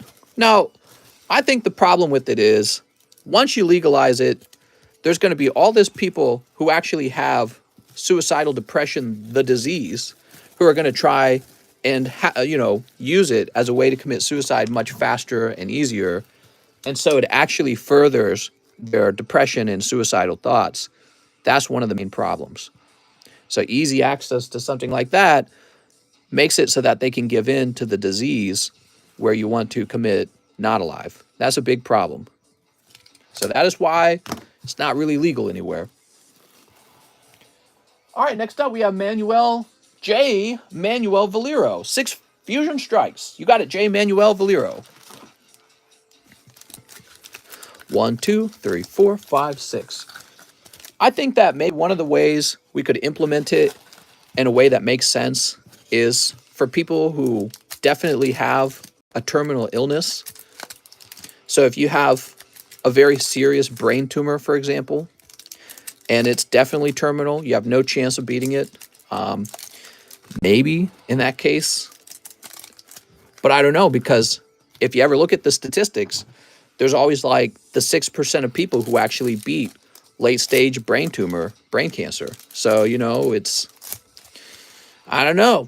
It's really tough. It's really tough. That's why people still talk about it, and it's not really legal anywhere. Now, one of the wrong ways to think about it, some people just want to allow it for religious reasons. I don't agree with that. If the person wanting the assisted suicide isn't part of your religion, you don't really have a right to force them to abide by your religious beliefs. Here's Evie. But, I mean, I think society these days is getting less and less religious. So I think it's not just religion. I think people really don't want it. People want you to fight and to stay alive, and they want you to overcome your depression and not give in. So that is a big problem. J. Manuel, Mr. J. Where would I put J. Manuel's bag? J. Manuel. He's got an odd name. Where would I put J. Manuel? Probably in the JA boxes. We'll start there. We're going to check the JA boxes first. Where is Picalo, I mean. I'm sure you're coming up. We got a lot of orders earlier, so we're dealing with a lot of orders. If you guys didn't know this, Thursday is one of the busiest days of the week, so we got a lot to do. JM Boxlax? What? Jason, James, Jarek, Jason, Jacob. Okay, you're not in box number 1. This could take a while because JM, he doesn't really fit alphabetically into anything. We don't have a JM box. So he probably got put wherever he fit into one of these boxes. JC Stimson, that at least makes sense. Okay, he's not in here. So we're moving on to the JO boxes. JO. Here we are. We found him. All right. What's up, John? He says, hope you've been well. I have been well. And Chandelier. This is some real ASMR. Thanks, man. Andy Dirksen. 5 brilliant stars. Andy Dirksen. 1, 2, 3, 4, 5. Mr. Andy. If anything, it should require a doctor's note. Well, yeah, obviously, that's the whole idea. The idea of assisted suicide is that a doctor helps you. So, Epstein didn't. That's right. Where is Epstein now? Is he dead or is he disappeared? So, we've got Shroomish. We've got Arceus V-Star. What sound effect does Arceus make, I wonder? We got Empoleon and Barry, Tortilla, and Grodel. Now, he says, donate the hollows. Andy Dirksen. Thanks, Andy. How you feel about boats? I love them. That's why I moved out here to Lake of the Ozarks. I bought a lake house in Lake of the Ozarks. I think a lot of people move out here because they love boats. They love the wild. That's exactly why they move out here. And they don't want some guy in his stinky boat running his boat right over their little natural habitat, killing all the fish out of that natural habitat because they already killed all the fish in their own habitat. They said, I already killed all the fish under my dock. Let's go kill all the fish under his dock. Actually, I'm willing to bet some of them already know that they can get rid of all the big fish in a dock, so they probably don't even touch their own. They probably just say, I'm not even going to fish under mine at all. I'll just move on to someone else's. Bet you a few guys do that. Think that way. All right, there we go. Woo. Andy Dirksen, Brooks Bellinger, 1 Star Wars Galaxy 1. All right, here we are. No one does it like you, mister. What? Thanks, Brooks. Brooks. What a nice thing to say, man. You ready? Mister should get one of those boats that dive into the water like dolphins. Ooh. There's actually water toys you can buy that allow you to do stuff like that. This one's going to be a cold one. Yeah, no etched cards in here, no sexy cards. You hold onto it with 2 handles, and then it can dive under the water for you. That could be fun. I think when you live in a lake, it doesn't make it as much sense because you can't see too far under the water. It's too murky. But, you know, if you're using it on the surface, it'd still be pretty fun. This weekend, which, by the way, is Thursday, right? So this Saturday, Sunday, I will be buying a boat for $24,000. You're all welcome to come play on it, too. You're all invited. Is the line long, or did I miss my order during the first stream? Well, I don't know your name, so I can't help you with that. But we didn't get all the orders done from the first stream, so we're in the second stream trying to catch up. Muhammad Sayami, 5 We Cross interlude. You got it, Mr. Muhammad Sayami. You ready? 1, 2, 3, 4, 5. TCC barbecue. Does it have a fish finder? It does, actually. Yeah, it has a fish finder installed on it. You can come over here. We'll go fishing. We'll get right up next to Baron's dock, and we'll fish all the fish out from under his dock. And then we'll toss our leftover bait into the water next to his dock, and we'll lose a few fish hooks in the process. It'll be like, oh, man, my line snapped. Oh, well. All right, we've got Kazaki. Whoa, don't drop Kazaki. We have Liz and Mirigundo. Here's Ancient Echo and Himawari and Hanma. Woo! Let's see. So, no other crazies in here. I heard that the middle of the pack can have a hit, but we've actually never seen that. So I don't know if it's true. You want that whip girl? I can't do it anymore. I'm fed up with life and people. They're ignorant and plain. I don't know what to do. Any suggestions? Well, your question's too vague. You have to be more specific. Yeah, if you could be more specific, maybe I can answer your question. Pass a law. Like, oh, I don't know. No fishing, no driving up within 100 feet of a person's dock. That'd be kind of good. So if somebody's really causing you a lot of problems, you could pass a law. And if the majority of people actually agree with you and not the perpetrator, typically the law passes. Mr. Muhammad, let's see. You would be in the M2 box. Michael Cahill, Michael Cusick. Now, that's not true in every society, though, I guess.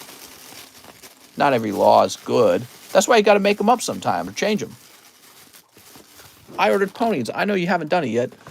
My Little Ponies. Oh! Dude! I need a new camera stand so bad. I need a new camera stand so bad. It's not your dock. It's our dock. Right? That's what those guys would like to say, I think.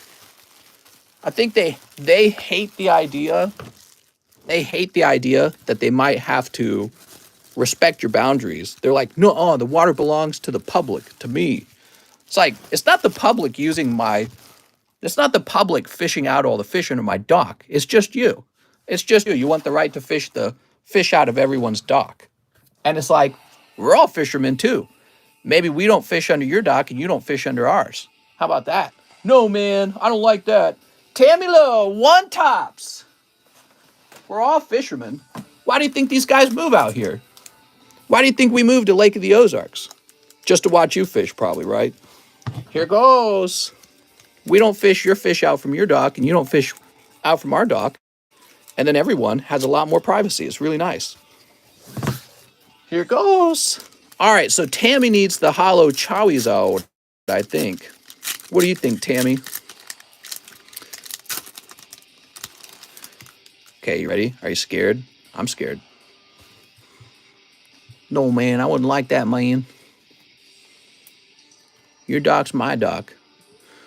We got everyone. Pull! I would hate that. The proposition. It's so wild because it's like, again, I'll just point out when you have a boat, you know how easy it is to just not fish directly off of someone else's dock? You got a boat. You just literally drive it literally anywhere. Just go find some other fish-like structure where fish like to hang out. Nah, bro, it's got to be your dock, bro. You don't know the water, bro. Oh, you got me out. My wife would have liked this card. She's way into the cat-like Pokemons. There we go. Mister, all you do is play loud music and it scares the fish away. It ain't right. Don't cry, Togepi. Wah! See this Togepi card? This is literally fishermen when you tell them that you don't want hooks under your dock and dead fish. But the water doesn't belong to you. All right. And here's Legends. All right. We got Legends. You're Karen. I hate it. I hate it. That's my dock. Oh, poor Togepi. You'll have to fish like 100 feet that way. Oh, man. That's really terrible, I guess. What will I do? Here's the story of Mewtwo. You can eat Togepi. That's a very interesting perspective, Alex. Togepi is an egg Pokemon. You probably could eat Togepi for breakfast, guys. Damn, dude, I think if I was Togepi, I'd live in fear. I'd rather eat Misty. Cheese, that is the correct response. Due to the split stream, could you do a roll call? You know, I think I could, okay? So let me put this in the Tammy's box and we'll do a roll call. All right. Sunny side up Togepi. You're right. There we go. And we'll put this back over here. And we're going to go ahead and refresh. What time is it? 7:44. I'm going to start calling no more orders at this point. We've almost fulfilled a 2-hour stream, which is what my goal was. So I'd like to start weaning off the orders because I don't want to have too many to have to do. Actually, no, I take it back. No, you can place an order, guys. If you want to place an order, I'm looking at the line. It's not too bad, actually. So, time to call at the line. We got David Moraes, Cole Kokoschke, Sarah Chan, Toby Pierce, Larry Ellis, Steven Alexander, Alex PSX, Christian Donaldson, Trey Allen Bursey, Jason Panera, Picalo Matt, Chris Acevedo, John Mendoza, Garrett Nadal, Anthony Sismadia, Jaskirit Kyra, Jacob Music, Mario Quintana, John Corbin, Toby Pierce, Irvin Nava, Micah Roth, John Mendoza, Joshua Quintana, Alvaro Montez, and Brandon Galligan. See? That's not bad at all. All right. Time to hit that line. David Moraes, 2 poker cards, 5 base set ponies. Hey. My little pony. My little pony. Please check the description. I just don't understand how the fishermen get to call the other people Karens and not the other way around. As if there is no such thing as a Karen fisherman. Like, please. There we go. All right.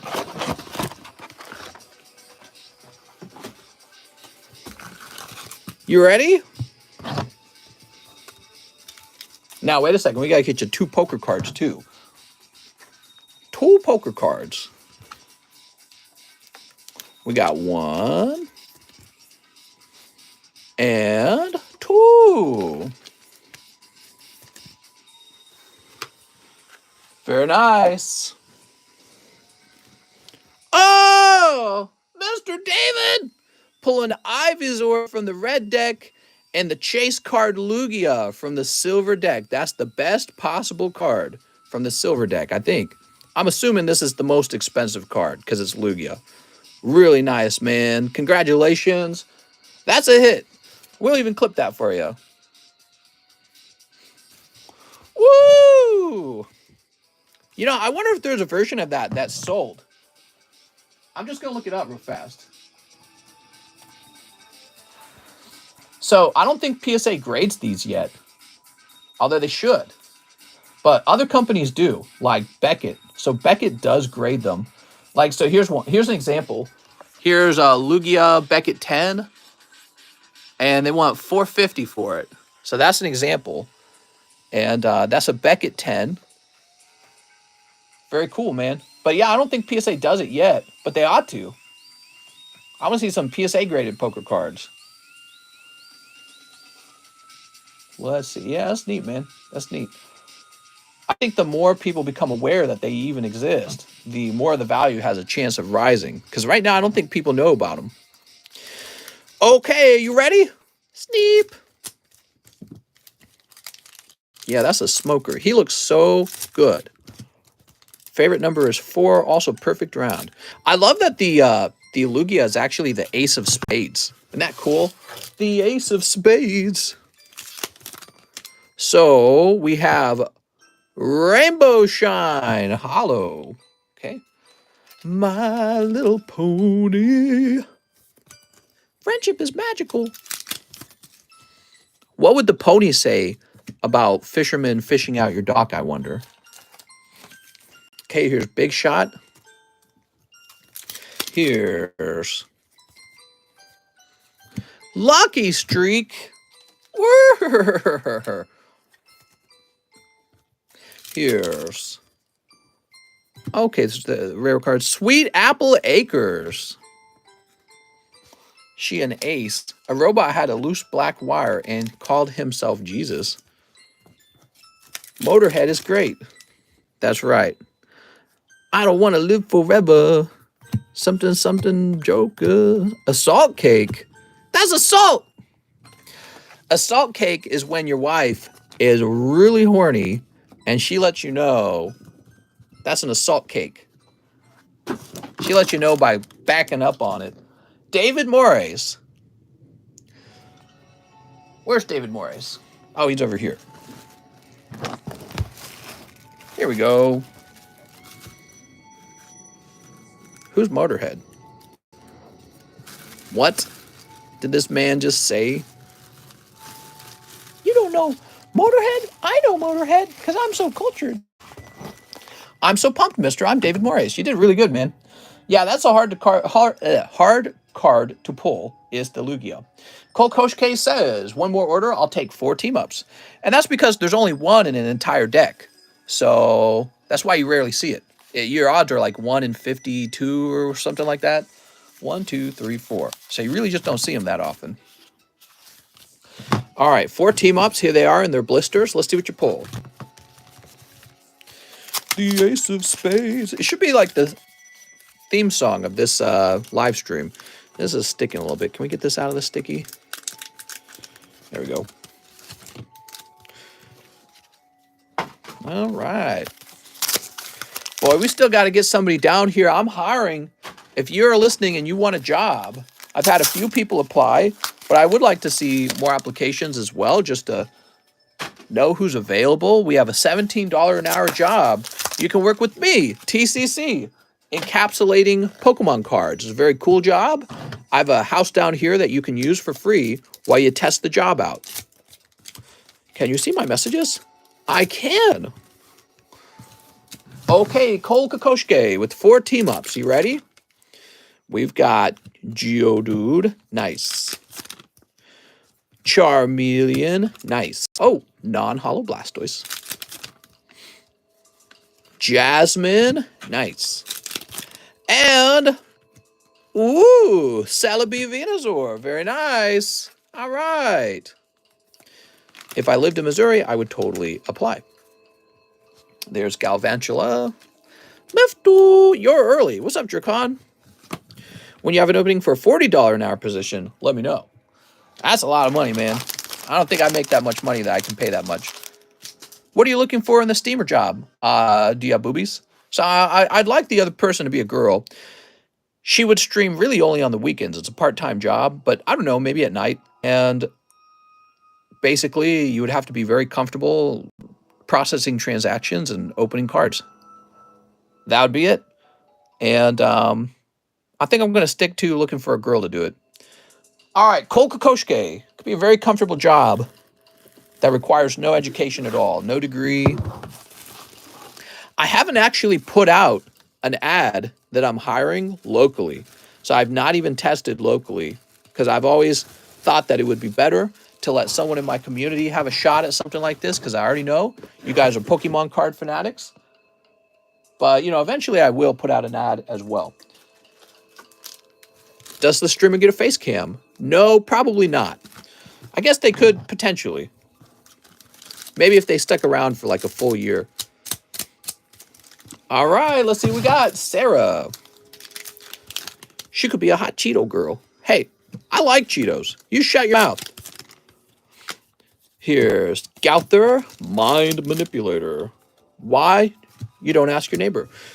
None of my neighbors are a good option. They're all old people who own lake houses. My wife and I are actually pretty young to be owning a lake house. Usually you have to be an old rich person to own a lake house. An old rich person or some young kid who invested in something weird, like Pokemons. Sarah Chand. Sarah! Anything for Sarah. Yay! You got Diane. That's not a crappy pull. Don't be mean, Sarah. Toby Pierce. Can I get a bulk grade of your choice? All right, Toby Pierce bulk grade. Is there an employee discount? Yeah, we could talk about something like that. That's going to be a top pick off center. No. Rayquaza. Then on the left. Oh, you actually have two of these. No, there are two of them. That's a 9. That's then on the right. I think we saw that one already. Oh, you got this Giovanni now. He's a little thin on the left. Okay. I would probably grade one of these. These would be easy to grade. It's like a guaranteed 10. Not this one. That one's thin on the right. Probably this one. That one's thin on the right as well, but he looks like he's within the margins for a 10. You're allowed to be a little off center. Not very much. Will work for Pokies. Can we see the wife's feet now? I could ask her. She probably would show you. She doesn't care. I don't care. Because for us, we're not weirdos. You guys are the weirdos. What's up with that? I want to see feet, man.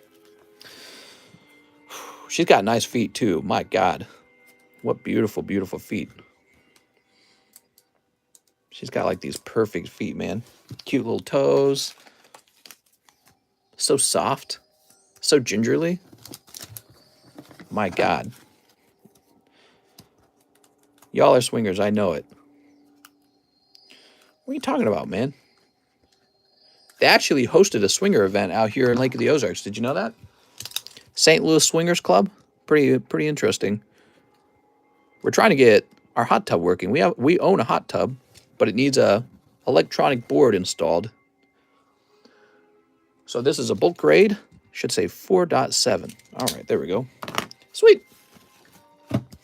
Of course, we wouldn't know anything about the Swingers Club.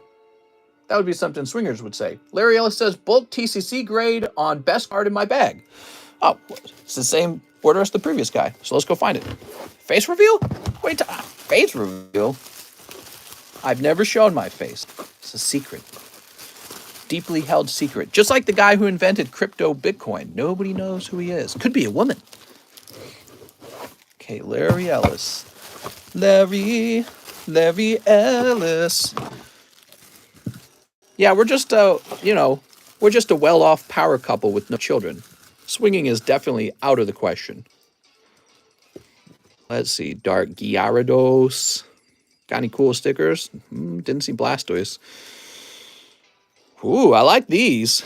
I like those. Name Satoshi. There's a Sexy Leia, Kadabra. Well, got a lot of hollows. Well, oh, you got some full arts, huh? Oh, I would consider this one right here, actually. Yeah, I'd probably grade that card right there. That is a full art from HoloLive, and it's the video game girl. Very nice. I want to wrap it up here. My wife's got blonde hair now. I got to go look at her or something. All right, here we are. Yeah, I think this is a pretty good choice. You have a high shot at a 10 with these Hololive cards. They very frequently grade 10. Let me just check, actually, because I'm telling you all this stuff. Yeah, it looks good. See, look at the edges. Look at the edges. No white dots. All you got to do is pull it, really.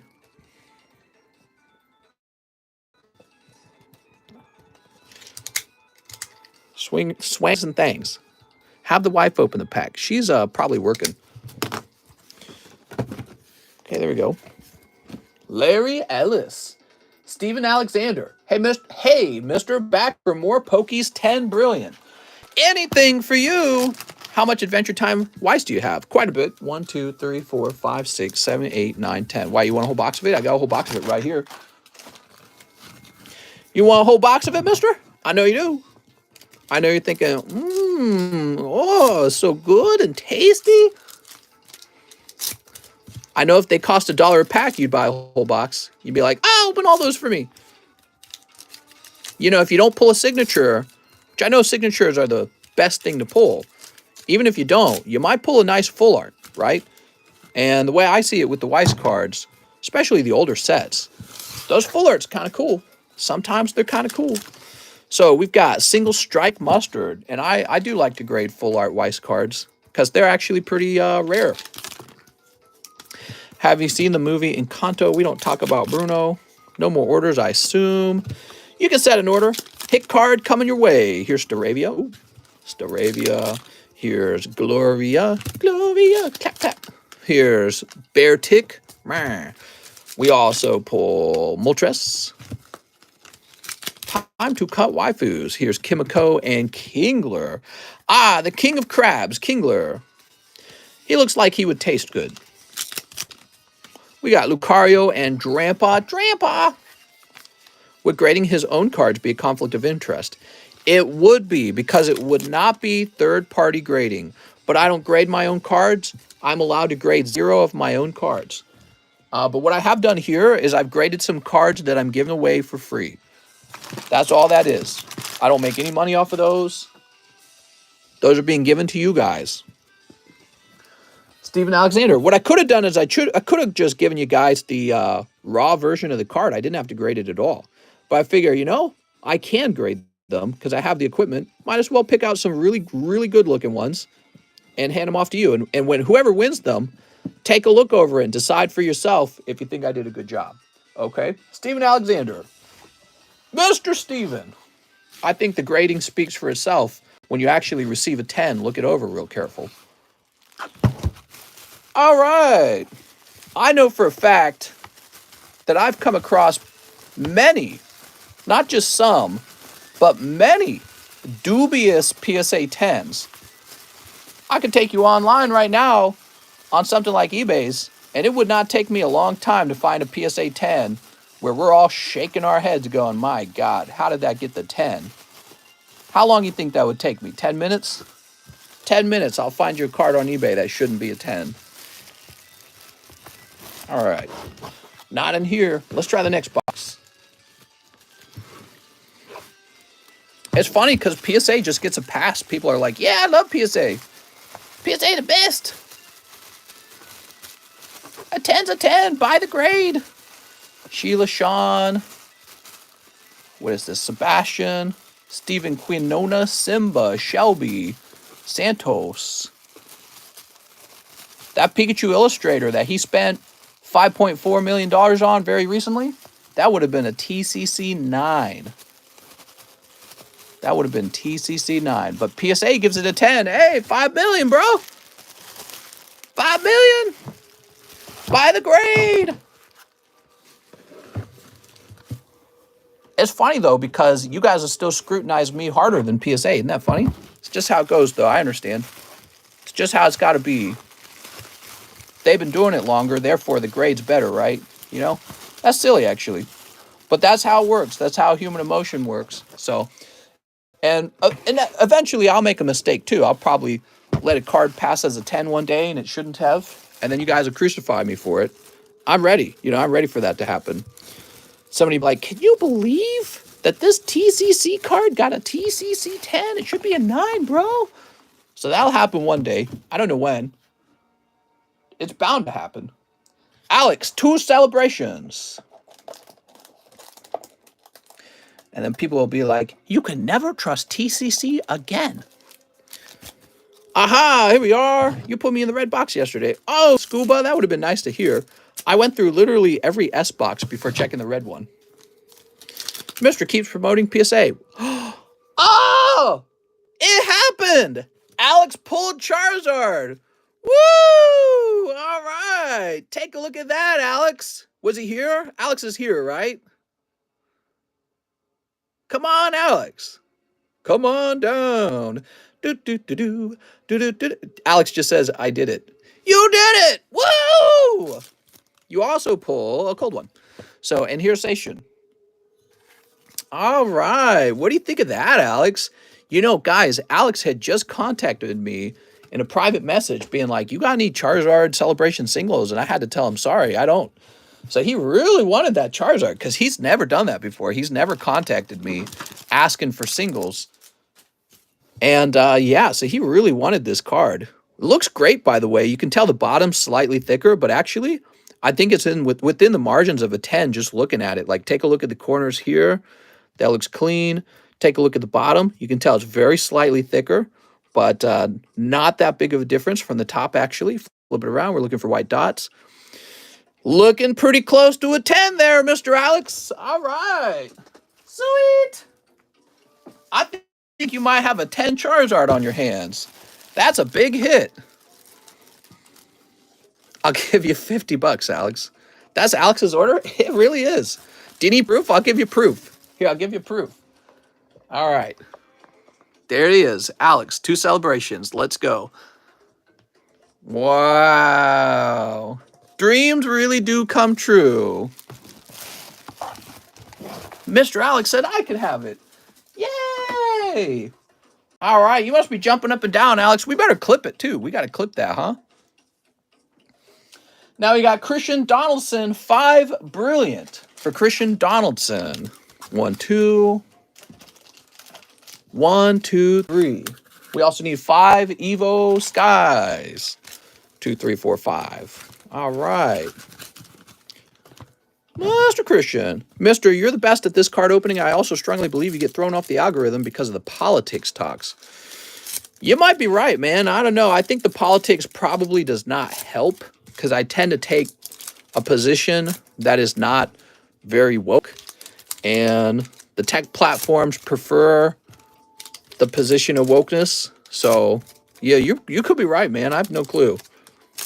But actually, I think the real reason we're not getting as many viewers is pretty obvious, isn't it? We were getting about 250 views per night at a time. And the moment I swapped over today, bam, dropped down to 100. 100, 150, that was it. That was it. So the moment we swapped, it wasn't like a gradual decline. It was instant. The moment we swapped to daytime stream, we lost like half our viewers. That's got to be it. So people who are watching me in the night are not migrating over. Maybe they're not able to because of work. And so it's sounding like if I really want to stream in the day, I'm going to have to rebuild my entire audience. That's what it's sounding like. Here's Raichu and Lombre.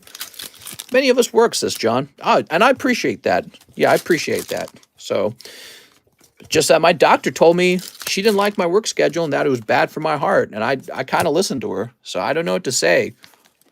Donate the hollows. Oh, thanks, man. When do you open the next channel for giveaway, says Nightmare. At a random time, Nightmare. At a random time. All right. A new bag and he's donating the hollows. Thank you for the hollow donation. You know, I love it when people donate hollows because every hollow that gets donated is less shipping, less weight in these bags. It really does add up. So I appreciate it. You save me, you know, $1 here, $1 there on shipping. And I have an endless supply of hollows for those live customs that I need. So it's a nice thing. Christian Donaldson. Son of Donald. Hey, mister, could I get a shout out? I'm a teen YouTuber, and I could really use it. Shout out to Bullet Golden. He's the best teen YouTuber. All right, man. Now you're going to get some of my 100 viewers. Trey says, you want some showdowns? You got Trey, one showdown, and one slime.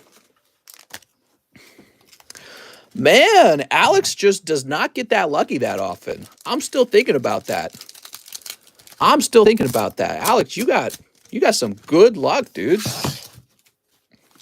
That was some good luck. All right, we've got, oh, what's this? Special rare Broly. Brutality beyond measure. Wow, that's very hot. All right, and next, I think I'm going to have to stop, guys. I'm a little aroused. The variety of cards you show off now is pretty cool. Hitting Zard on 2 packs is 100% a snipe. It is. That was a snipe. That was absolutely a snipe. Alex's luck. Alex has opened a lot of cards on this channel. I mean, I don't want to know how much. His luck has always been pretty much average to below average, somewhere in there. And then he does stuff like he cuts cards, like you cut those sport cards. You can do whatever you want with your money. But if I was just giving out advice, I would save that money and open more packs for like the hits that you're going after, right? So more money, more problems.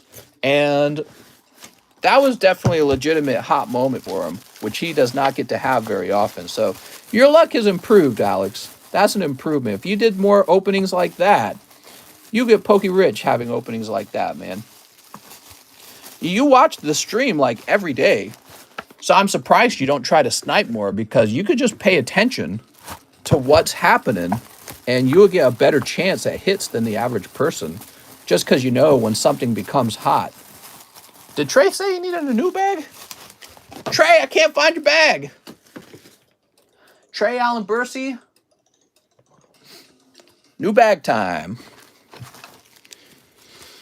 Yeah, I mean, if you put your mind to it, you can pay attention to what's been swept and what hasn't been swept and try to snipe. I know other people do it. I can tell because their behavior is really obvious.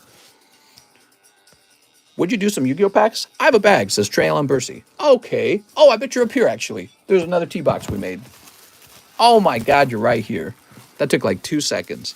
You know what it is? When somebody tells me they have a bag, it like makes me more confident to go find it, to go looking for it. You know what I mean? Like, okay, he definitely has a bag.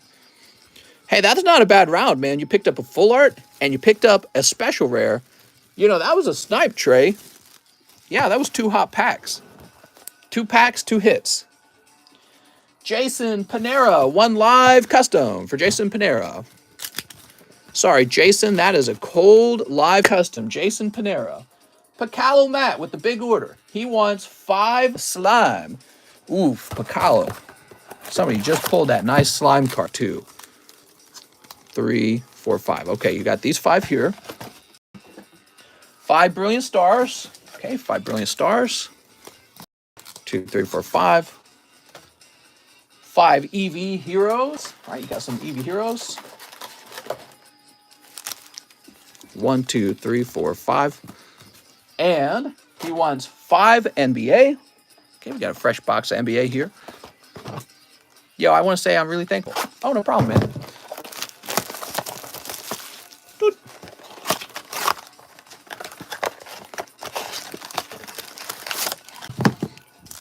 Remember how crazy streams got over COVID when we had them stimmies? Oh, it was insane, man. It was absolutely insane. You know, on some nights I would sell 10,000 cards in a single live stream. It was unbelievable. People would buy the most expensive cards I had for sale, and they'd buy hundreds of dollars of it at a time. I just couldn't believe it. And people were buying up my slabs at top prices. I was like, I'm not going to have any slabs left.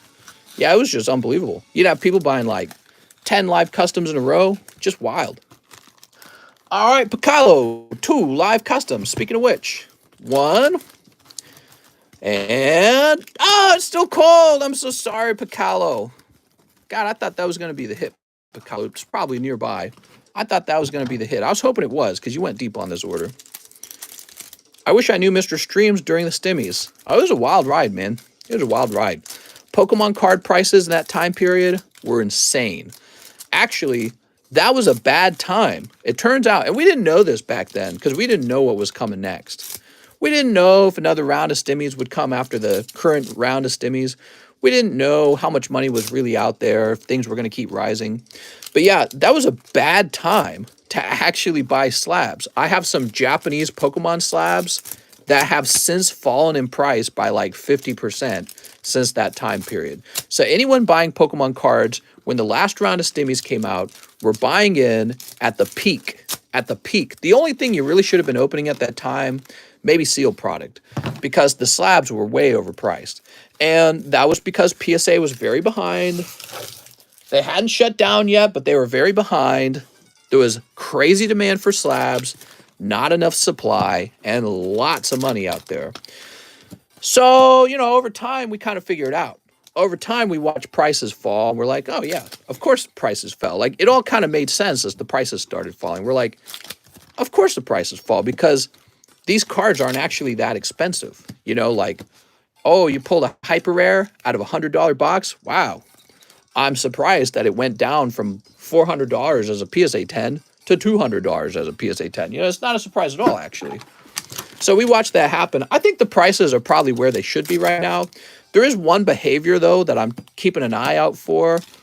Because PSA grading prices were so high for so long, I think there's still a lot of recently printed Pokemon card sets with artificially low population counts, including Evolving Skies. So do I recommend buying graded PSA 10 Evolving Skies, you know, like Umbreon? No, I would not do that. Now's a bad time to do that. You might pick up some sealed product. Maybe you pick up some singles if you think you can pick out a good single. But I would not buy any graded modern Evolving Sky slabs or any of the modern slabs right now until PSA grade prices come back down.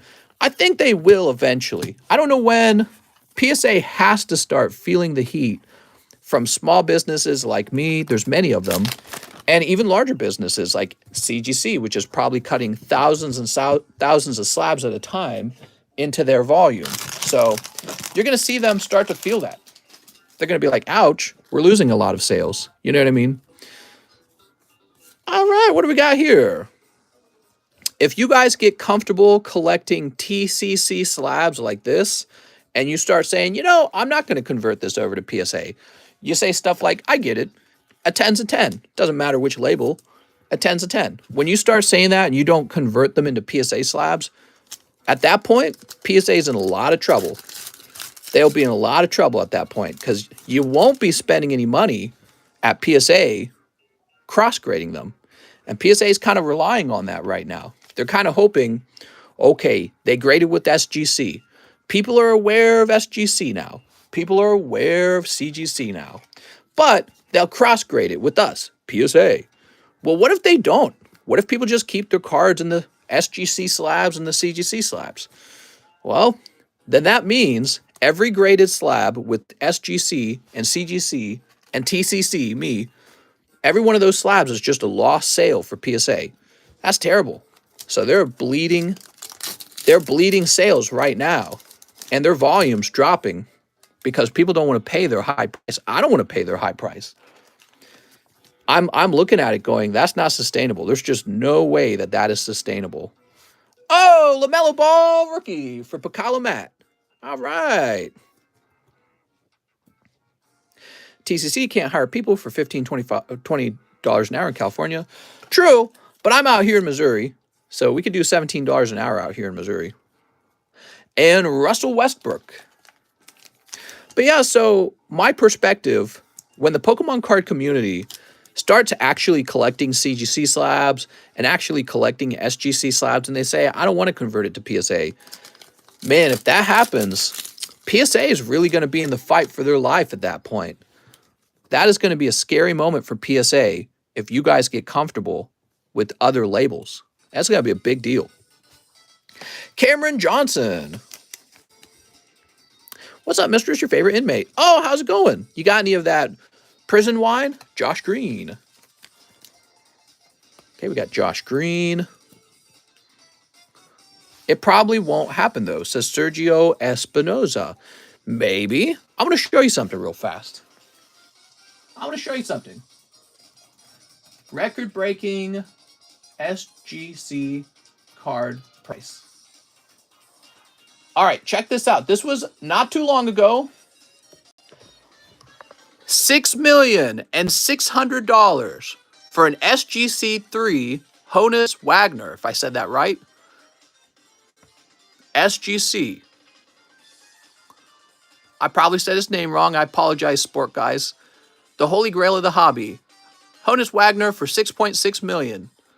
Right there. That's an SGC slab. You recognize it? Recognize it? There it is. That's a big deal, guys. Oh my God. I got a great card for you, Piccolo. No way, is that a LeBron James alt art? It's a LeBron James alt art. No, but actually what Piccolo just pulled, I didn't notice it till now. He just got another LaMelo Ball, but it's a special holo this time. LaMelo Ball Shimmer Rookie. Nice. Look at that. Man, if you want me to grade that, I'd love to grade this as well. He was having me send off a LeBron James as well. Take a look at that. Ugly slabs, honestly. Yeah, I mean, I agree. I think the slab is ugly too. But sometimes it's not about the slab. Sometimes it's just about the reliability of the brand and the reliability of the grade. So if you agree with the grade, sometimes that's all that matters. You know what I mean? But yeah, I agree. I'm not a fan of the slab. Wait, mister, you're grading sports? I'm grading my very first sport cards. I'm going to ask you guys for help to identify them and to do quality control on them. So I'm going to post pictures of the label, and you guys can tell me if you think the label's wrong. And so it's going to be a slow process, but yeah, I'm going to give it a try grading some sport cards. By the grade, not card. So yeah, I mean, you guys can say stuff like, oh, well, PSA is going to hold, they're going to have a grapple hold on the hobby forever. And maybe they will. There's nothing wrong with that. If they do a great job and their customers love PSA way more than anyone else, that's a good thing. It means that they're the best. But you look at that record price on that baseball card and you go, you know, maybe it is time to give SGC a chance. Maybe it is time to diversify who I'm going to grade cards with and who I'm going to collect card with. I got a whole bucket of SGC cards over there that I bought recently because my mind about how to collect cards has changed over time. Maybe part of that is because I got into card grading and the illusion kind of broke, you know. All of a sudden, I realized that PSA is just a sticker printed in some sort of machine in some building with just some dudes in it. That's it. There's no magic to the label. It's not like the king has stamped your label. It's not like that. It's just some guys running a printer. And so when the illusion breaks in your mind, you go, well, I can collect SGC, I can collect CGC, I can collect Becky, I can collect PSA, I can collect GMA, I can collect luxury grading if I want. But what really matters is the card inside of the slab authentic, and is it a 10? Is it really accurately graded? Turns out that's what you're really buying. You know what I mean? And so that's what you end up focusing on, and you can buy anything you want. Sometimes the best deals are in another person's label, right? So sometimes you get if you were to buy, let's say you had two choices, a PSA Rayquaza 10 or a TCC graded Rayquaza 10. Same card, but you had to buy one rather than the other. Well, this one might actually be way cheaper because my label is not well known. And you're getting, let's say you're less, for the sake of the argument, let's say that this is graded correctly. It actually is a 10. You're getting a 10 Rayquaza with a different brand, you know, different label, but it's the same quality card, isn't it? And what if you save like $200 on the purchase? That's kind of a big deal, man. So that's all that stuff is what I think about. PSA grading an average is at 2 million cards per week. All they need to do is lower prices to keep up that rate. I'm not knocking PSA. I've been a PSA fanboy the whole time. I've been delivering the good word of PSA. So I'm not knocking PSA. I'm just talking about the realities of business competition. And so all I was really saying was I think PSA inevitably will lower prices. I think they will. They have to, or they're going to get eaten up by actual competition. they're going to lose some of their market share. They risk that. Okay, Pacalo Matt, let's find your bag. Oh, the Pacalo Matt bag. Yeah, I mean, if they don't eventually lower prices, the competition's going to step in. If we've graded 1,000 cards with TCC grading, we've taken 1,000 cards away from PSA. And not all of these cards will get regraded. Like you might, if you get that Rayquaza VMAX, you might regrade it with PSA. But not all 1,000 cards graded with TCC grading will get regraded. So those are some pretty big ideas, you know? Because all these cards could have been sitting in a box waiting to go to PSA. All right, Piccolo, I think it's time for a second bag, man. Your first bag is really big. I thought your round was pretty good here. You got two LaMelo balls. One of them was a Shimmer Hollow. I'd love to grade it for you. How many cards have you graded? Just about 1,000. Yes, these are some of the most recent ones. You can see on the certification number, it says 0943. We have almost reached 1,000 TCC cards in circulation. Pretty neat, right? Someday that'll be 2,000. Pacalo Matt. There we go. Someday it'll be 2,000. What was the first card you graded? Yeah, actually, I have it down here. I was just showing this off. This was the very, very, very first card that I encapsulated. Slabbed in 2021. And it was a test run on my new encapsulation device. Pretty neat, right?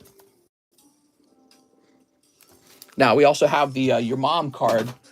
That would be the first one that I graded. It got a TCC 69, I think. All right. Next up, we have Chris Acevedo. 4 Evolving Skies for Chris Acevedo. You ready, Chris? Oh, that's so wholesome. 1, 2, 3, 4.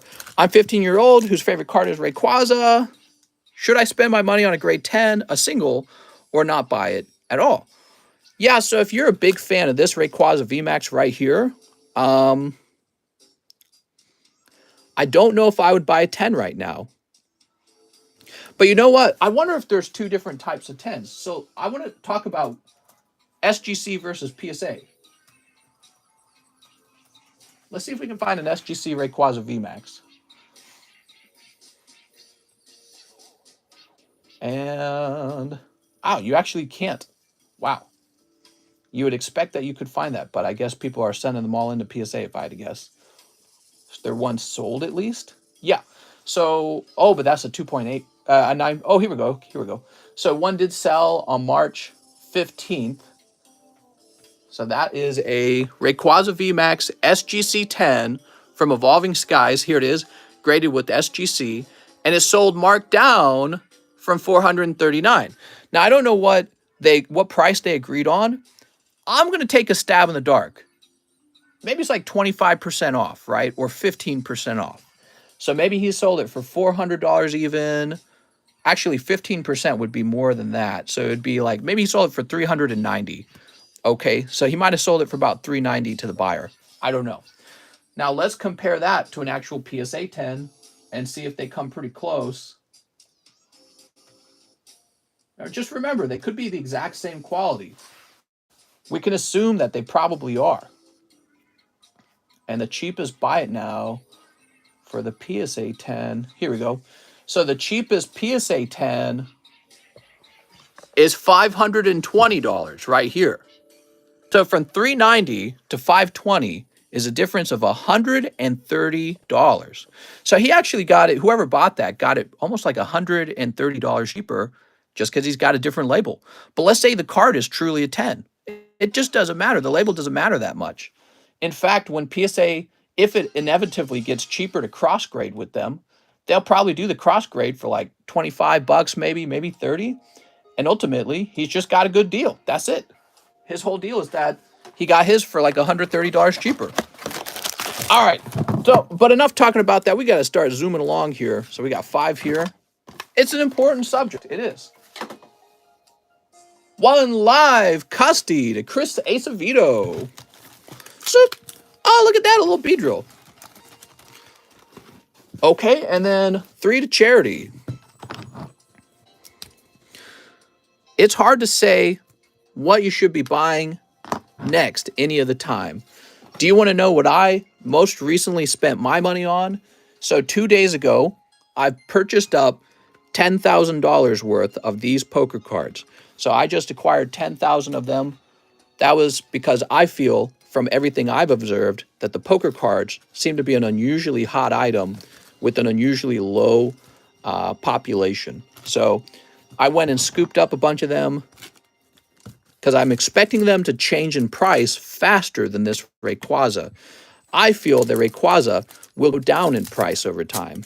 So he will actually go from 520 to one day selling for maybe 450.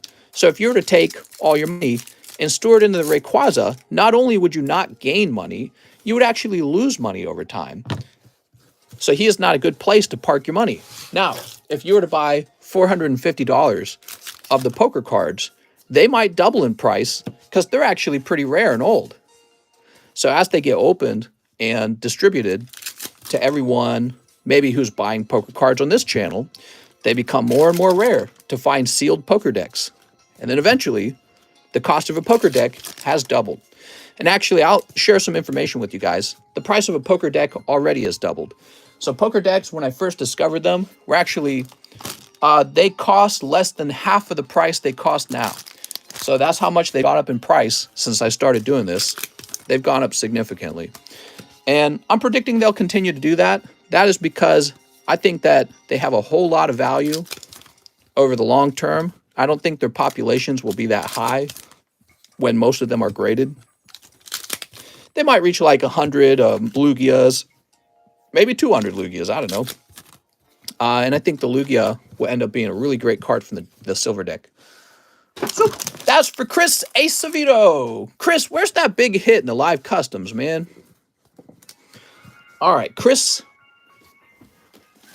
Now, if you want to know, I also bought a lot of the Evolving Skies. So I bought up cases of the Evolving Skies. And that's because I'm expecting that box to double in price pretty quickly. So, but I didn't buy up a lot of Rayquazas. That's because with the Rayquazas, once they're graded, they're already pretty much at their peak price. And they tend to fall a little bit in price. So would I buy a PSA 10 Rayquaza right now? No. That's because more of them will be opened over time, and then eventually they're all opened, and then they'll all be graded, and the population will be much larger at that point. Do I want him in my collection?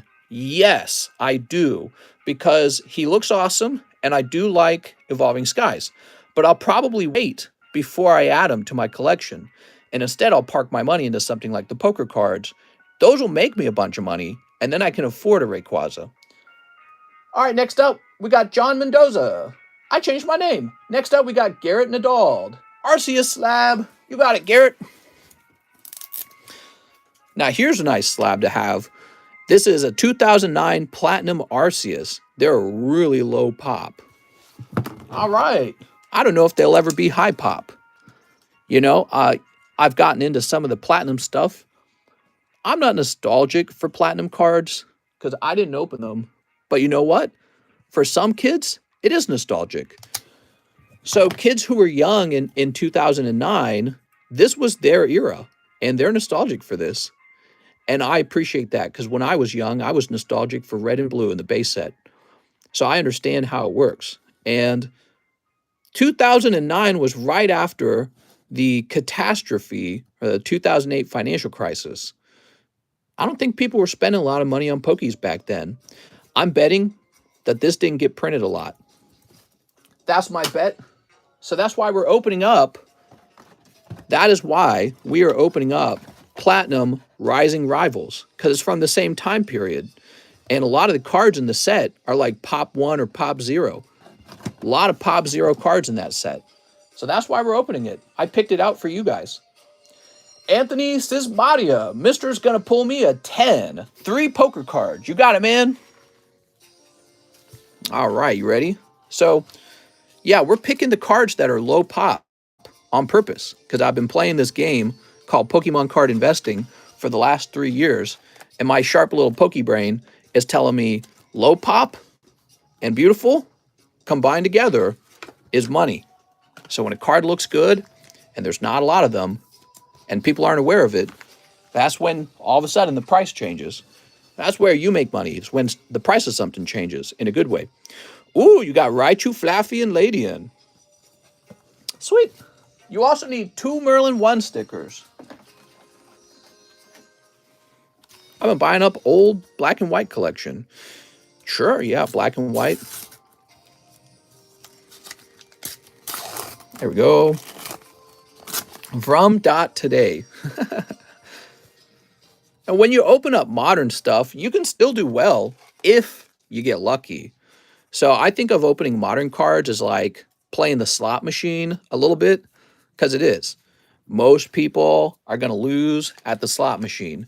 And then one lucky guy is going to pull the handle, and he's going to pull Celebration Hollow Charizard. That would be Alex today, right? And but overall, it's very hard to be that lucky all the time. So it's a tricky game to play, you know? It's a tricky game. Game of luck. Here's... Oh, look, it's Brock. Man. You think Chilling Reign is going to go up in price? They'll all go up in price. That's a question people ask me, and I show them how Rebel Clash now sells for $175 a box, and nobody liked it. Virtually everyone disliked Rebel Clash. They always have, and it still went up in price. So here you have an actual good box called Chilling Reign, and it's got gold and Snorlax in it, and it's got the birds in it like Galarian Moltres, and it's got sexy waifus in it, and just so much more is in that box. And yeah, there's a lot of stinky pulls in it too, but it's just a really large collection. So yeah, I mean, it'll double in price, and then one day it'll triple in price. The question you really have to ask yourself, what is changing in price the fastest?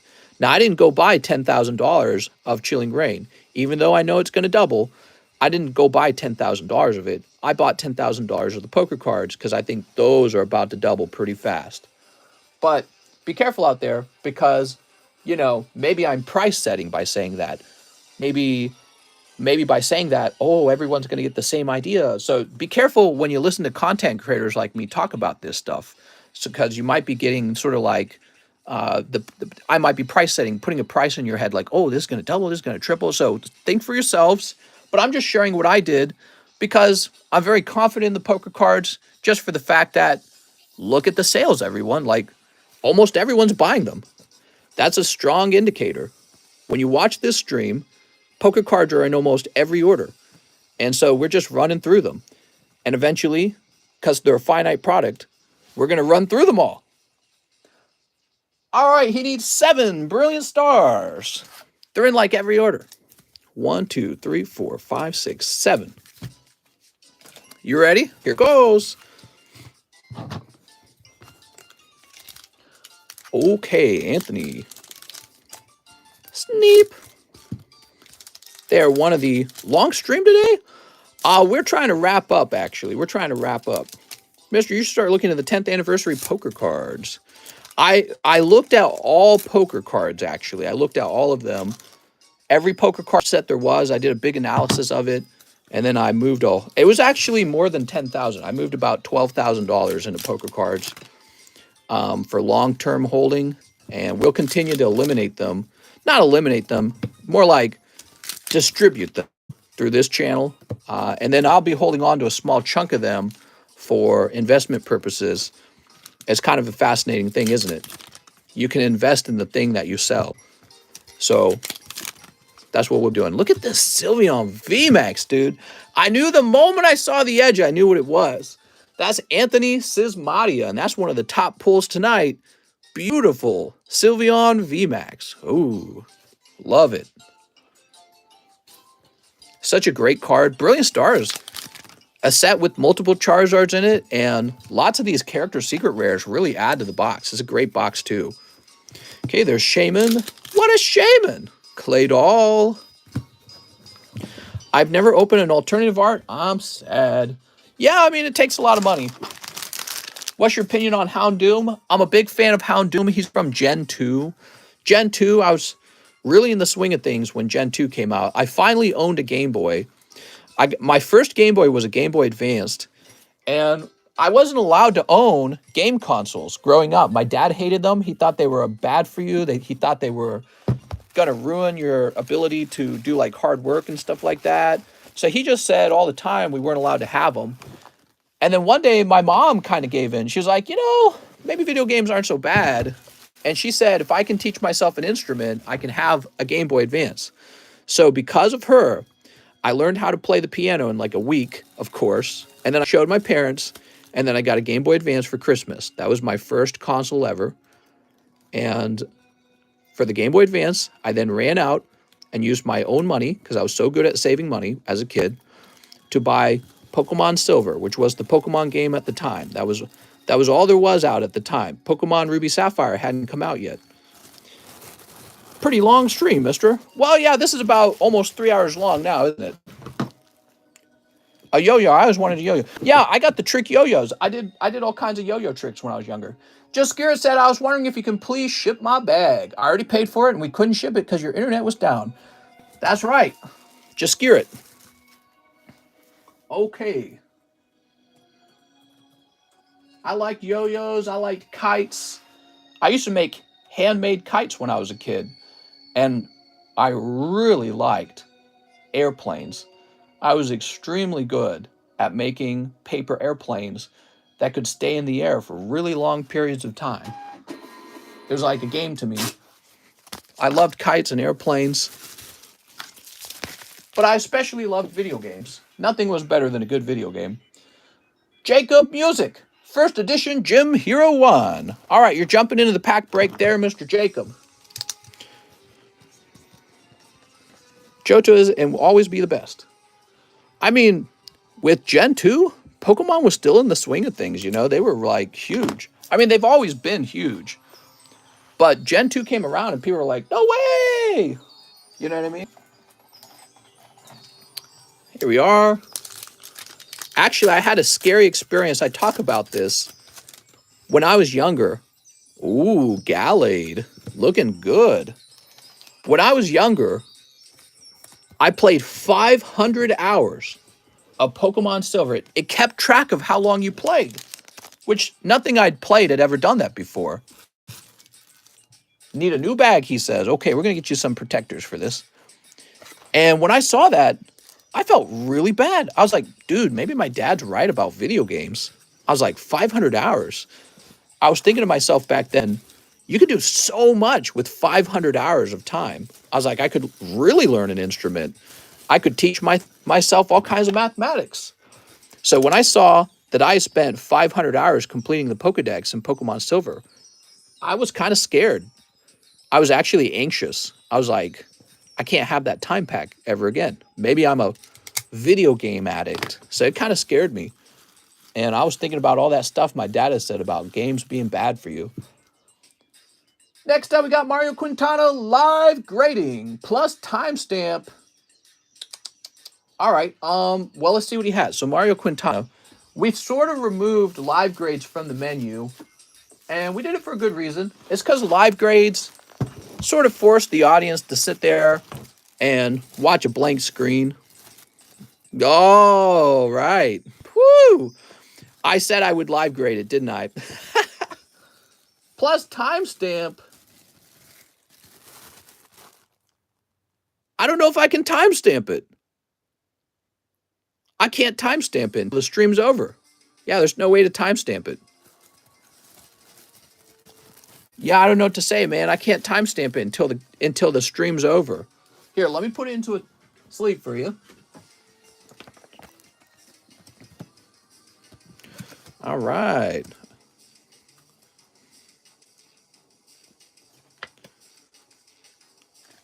Yeah, I mean, the stream has to end in order to be able to create that timestamp. I have one on TCC Marketplace.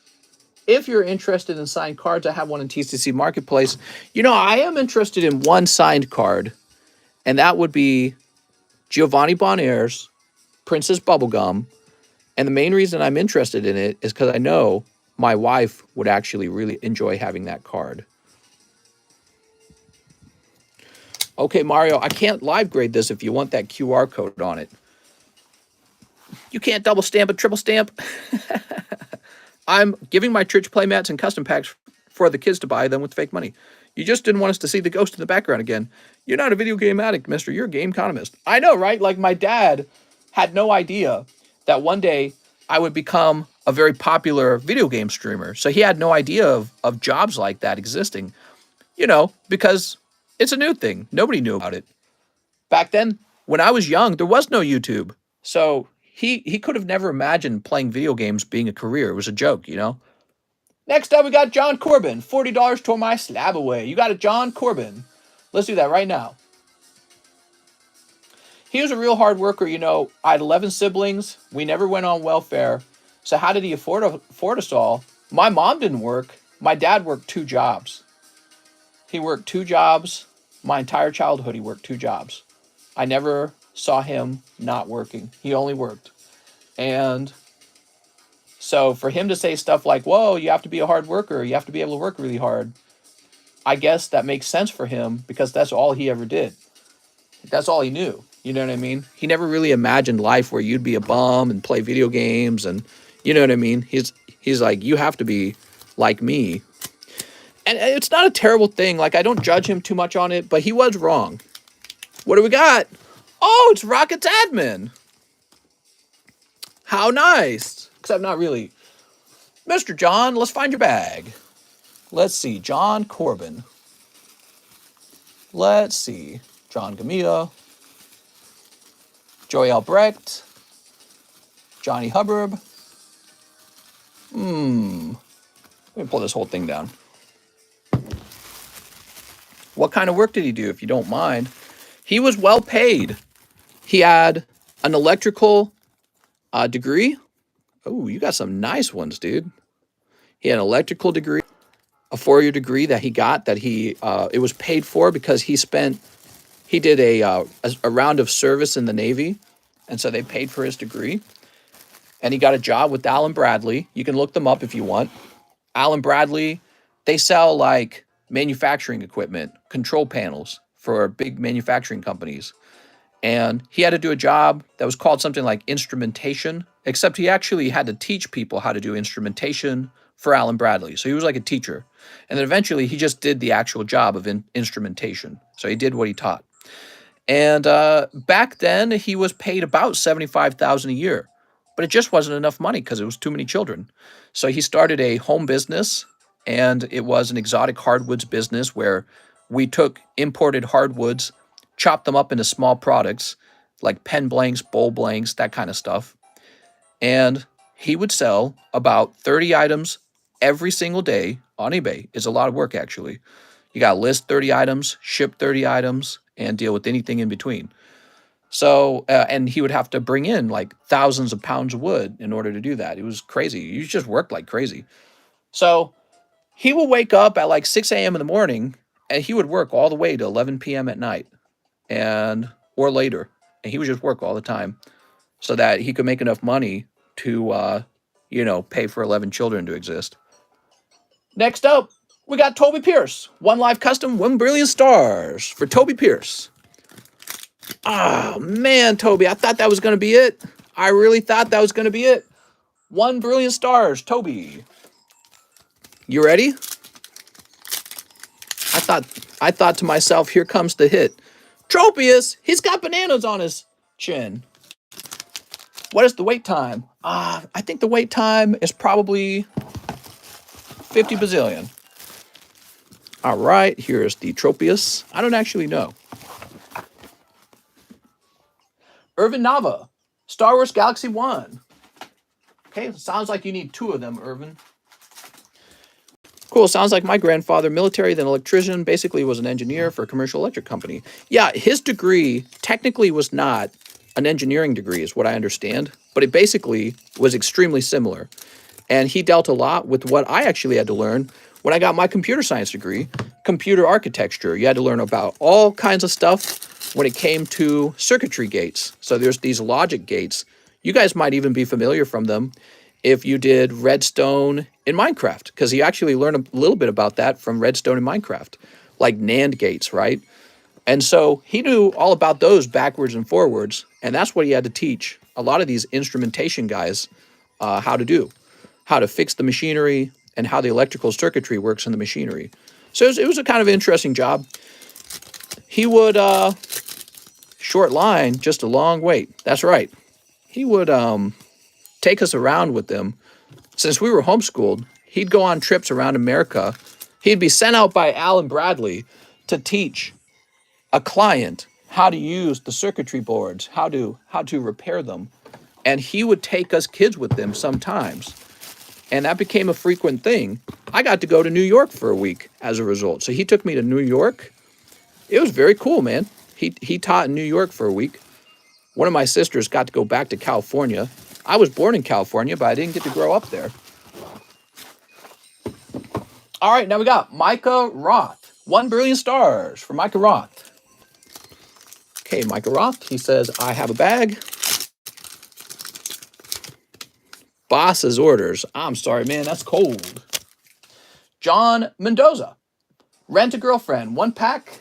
Next adventure. 3 packs. No more orders? Yeah, no more orders. No more orders. I better wrap up, guys. I went extra late for you guys today. For example, it's almost 9 o'clock. I gave up my off time today because of the fact that our internet shut down. So I gave up my off time today to make sure all these orders got taken care of properly. So thank you all for your patience with that. I'm sorry it happened. Might happen again someday. Ooh, what do we got here? Treasured Moment, Chizuru, full art. There we go. You also have 2 hollows. And 2 more hollows. What time are you going to stop streaming? Right now. Here's Rosamond with them tibbies. Holy. She's all grown up. She's not the young girl you remember her as. John Mendoza. Besides my wife, you're like my best friend, mister. That's right, we're best friends now. That's what the other guy was saying at the first stream. He said, are we friends? I'm like, yeah, we're basically friends. Johnny Mendoza. John Mendoza. We can be as close as you want. Wink, wink, wink, wink, wink, wink, wink. Joshua Quintana. Brilliant stars times 10 for Joshua Quintana. Great story to end the stream. I really enjoyed it. The Charizard hasn't been given away yet, right? That's right. Gonna use PayPal, friends, and family. Don't even leave me, mister. What'd you say? Your girlfriend might leave you, but I won't. 1, 2, 3, 4, 5, 6, 7, 8, 9, 10. Pokey Bros before hoes. 1, 2, 3, 4, 5, 6, 7, 8, 9, 10. All right, Joshua Quintana, are you ready? Good luck with these stars. I agree. See, dude, I've been having this really strong pain on the left side of my neck. I had it yesterday. Oh, you gotta be kidding me, man. This camera's terrible. When are you guys gonna buy me a new camera for my birthday? I thought I said I wanted a new camera for my birthday. You guys never bought it. Oh my God. All right. This camera's so bad. No, the camera's fine. It's the stand. That playmat, though. You like the playmat? This Shining Legends playmat. I got a whole bunch of them. Got a whole closet full of these. All right, we've got Jolteon. Whee! My man bought a 10K boat. Can't buy a better tripod. Cynthia's Ambition. Mr. No!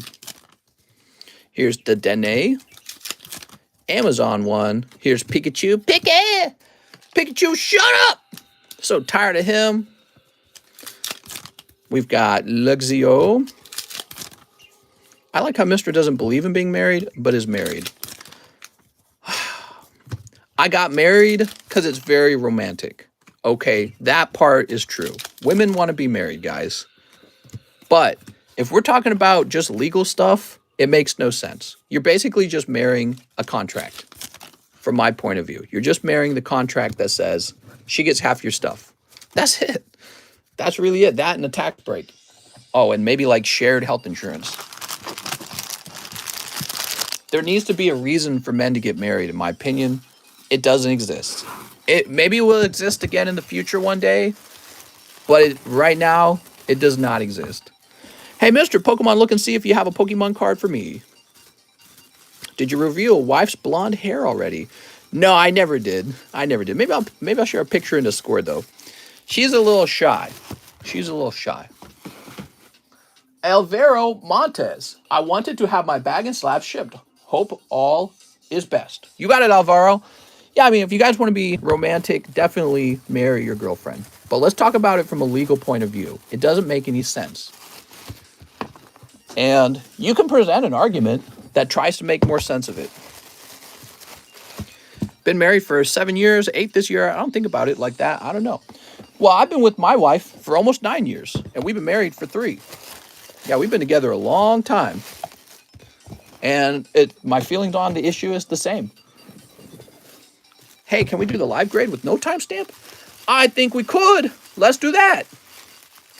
But first, let's find Alvaro Montes. Alvaro Montes. We got AJ. I've been with your mother for 5 years. Jeez, how could you? I trusted you. Oh, here we go. Alvaro Montes. That's a small bag, man. Let's get this open. Mister, let us donate to your camera fund. You guys want me to make a camera fund? I'll call it the setup fund.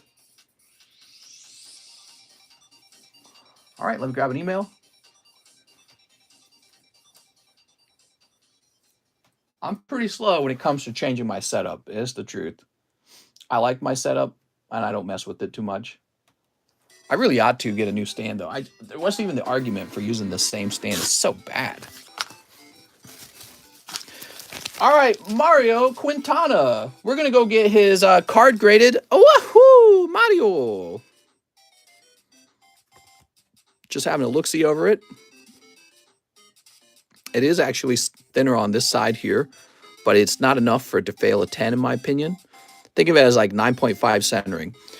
If it ain't broke, don't fix it. I'll be back. I'm about to break it.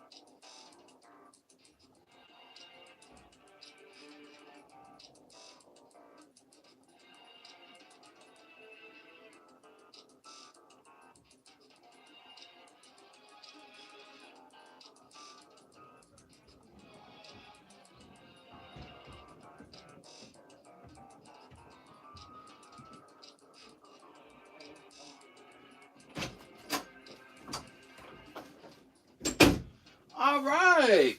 Woo! Who's still here? Anybody? Oh. Oh. Swept along Rimuru. Slime Volume 2, signature card, Weiss Schwartz. Pretty nice. For Mario Quintana. All right. Cool, man. No more orders, guys. I really got to wrap up now. Brandon Galligan, 5 jobless reincarnation. Woo! 1, 2, 3, 4, 5. Mister, I'll never leave you. What? No way. Here goes. 1, 2. 1, 2, 3. Sure you don't want to take friends to a secret village and become queen? All right, we've got In the Sunlight.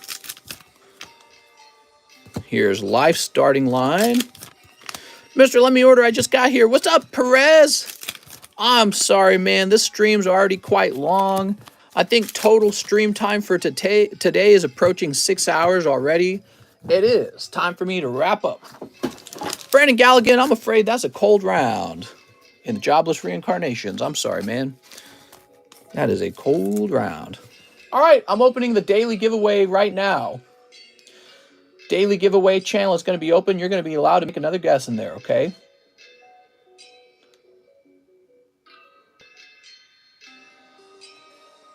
Okay, you should be able to make guesses. You get one more guess now. Brandon Galligan, let's go and put this into your bag, right? Give me a minute. It's okay, mister. Next time. Heck yeah, man. I sent an order you can do in no time. It's just a donation. This is Smoked Turtle. Oh, thanks, man. I appreciate it. I appreciate it, mister. I'm all full of appreciativeness. Gosh, man, my neck hurts so bad right now. I don't know what's going on with me. You guys ever had a really bad neck ache? Ugh, that really hurts. So, Colt Hicks is next. May I get 2 poker cards for Colt Hicks? What's up, man? We got number 1 and number 2. Cheese had a good stream. What do you think, Cheese? Oh, did I say Cheese? I meant Alex. Alex had a good stream. What do you think, Alex? Metapod, I can only get so hard. Oh, misters. Put that away. So those are both sleeved. 2 poker cards, 1 Star Wars Galaxy 1. I have a teeny tiny bag. Colt Hicks. You doing a nice stream tonight? No, I'm afraid not, Mr. T-Rich TV. I'm afraid not. Mister, I've been here the whole time, too. What's up, Kyle? How's it going, man? All right, you got like a double R2-D2 in there. I could not guess because I can't buy anything. Well, when it comes to the daily giveaway, you can always guess. You don't have to buy anything. But when it comes to the Rayquaza, that one requires a purchase. So that one's for the people who have been ordering cards with me. I want to make sure that they get a nice little reward. Whoop. Oops. I'm a professional tattoo artist. I'm always hunched over and I broke my back when I was 18. Bad career choice. Oof. Toby says, can you look at Marnie's Pride? Toby Pierce, I did look at it. It is off-center and would turn into a 9. Cheese says, 5 brilliant. Actually, the day you pulled it, I looked at it and I said, that's not a 10. That's a 9. It's thin on like the right or the left side at the bottom. I don't remember which side. I think it's the right. Would you grade a Shuckle signed by you? Well, I would, but you would have to get one signed by me. Mister, I had a great stream. That Lugia. Yeah, that was a great Lugia, man. Fantastic, even. That was a fantastic Lugia. Here's Urshifu. Woo! Here's Golden Zapdos, bro. And Howlucha. And Luminion. Look at that Luminion. And Sock. It's sock and bop 'em.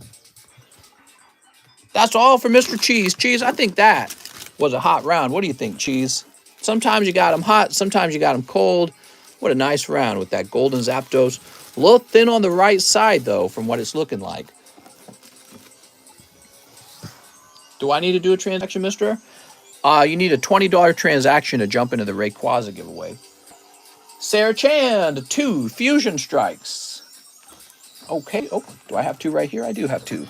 Miss Sarah, let's see what you can pull. 2 Chili Willies. 1 VMAX Climax. Anything for Sarah. All right, you ready?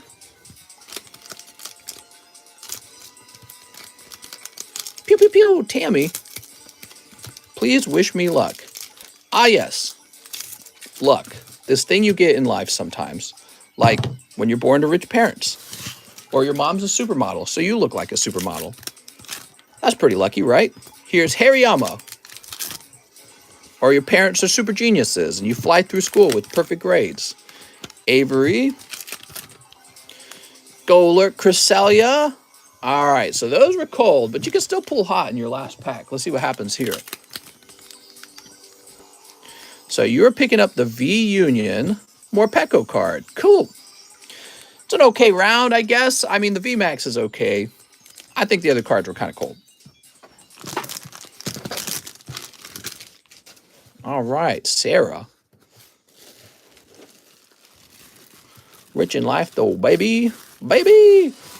What TF, Mr. Up Late 5, and I'm truly blessed. What's up, Ben? But unfortunately, we're wrapping up, Ben. Jeremy Torres. I'll take 5 Chili Willies. Jeremy Torres.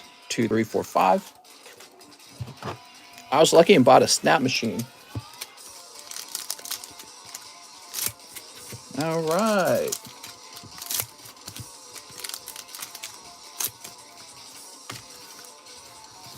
One pump chump. Jeremy Torres pulls. Welcoming Lantern. Metagross. So gross!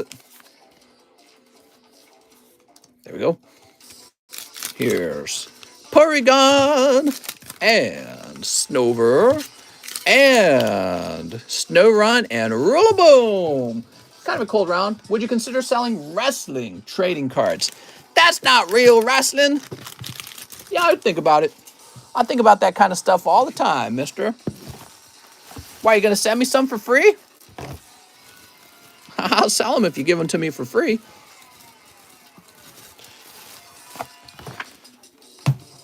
Giovanni Bonaire. 6 of the 7 deadly sins. That's kind of a mouthful now, isn't it? What's the sleeve difference for V cards? Sometimes I use the cheaper and less enjoyable, what are they called, deck sleeves? If the card isn't very rare. Football! We used to have football cards. Anyone looking to get into the Ray pre-order, use that transaction ID. It also has to be a $20 order, and you're only allowed to do it once per day. You can't make more than 1 guess in a day on the Rayquaza.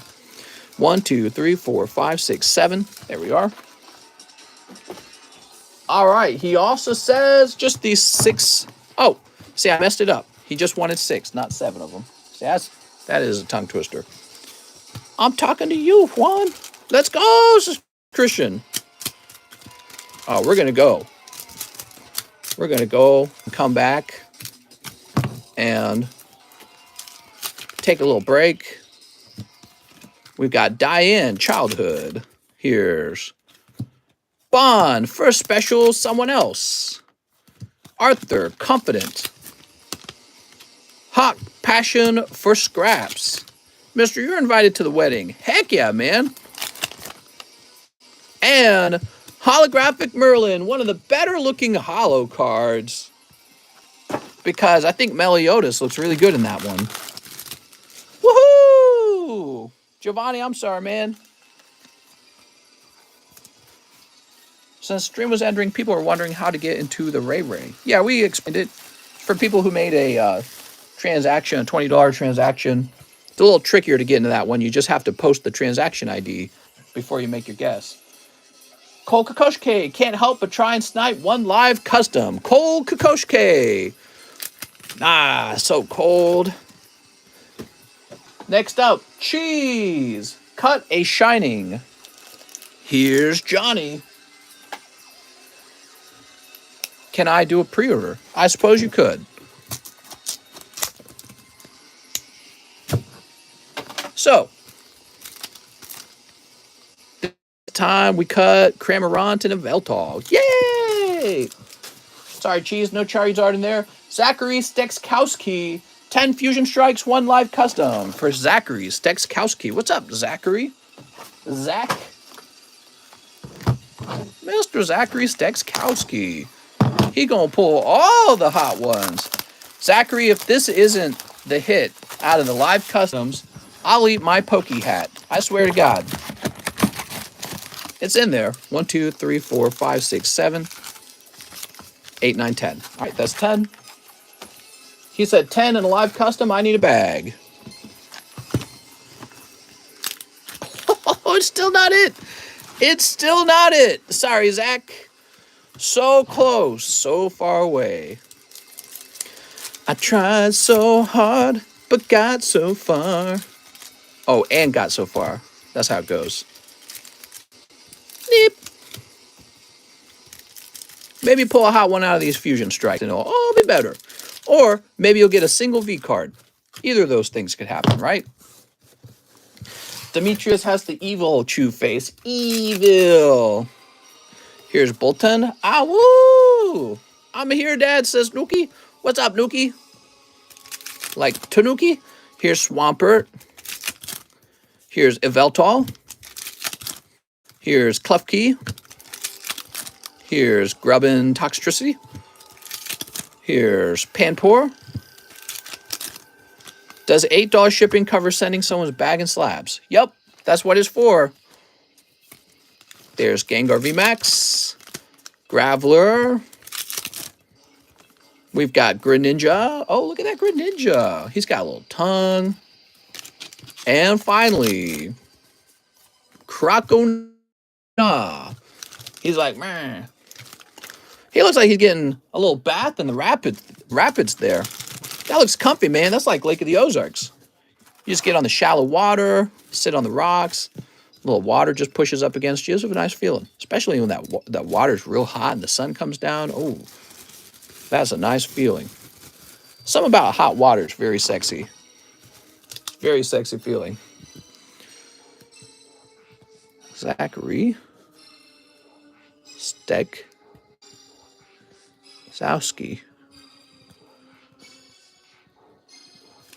All right, into the Z box you go. We better close that channel up now, the daily giveaway channel. Okay, the daily giveaway channel is being closed. Next up, we got Alex PSX. Cosmic Eclipse, get me the red cheeks. You got it. Red cheeks Pikachu. I don't think it's going to come out. We just pulled Gallade. Yeah, one Carvana. Woo! All right. Woohoo! Sunfan, 2 Japanese 25th anniversary promos for our friend Sunfan. Okay, Mr. Sunfan, let's see what you got. Mister, you didn't lock the channel. Oh, I closed the wrong one. I closed the Rayquaza channel. Whoops. Let's fix that. My bad. I was doing the wrong channel.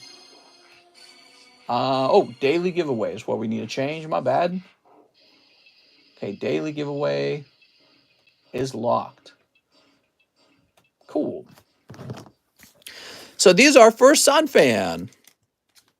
Let's pull you the Umbreon. Let's pull you the Charizard. Oh, look. Imposter Professor Oak. And, oh, look.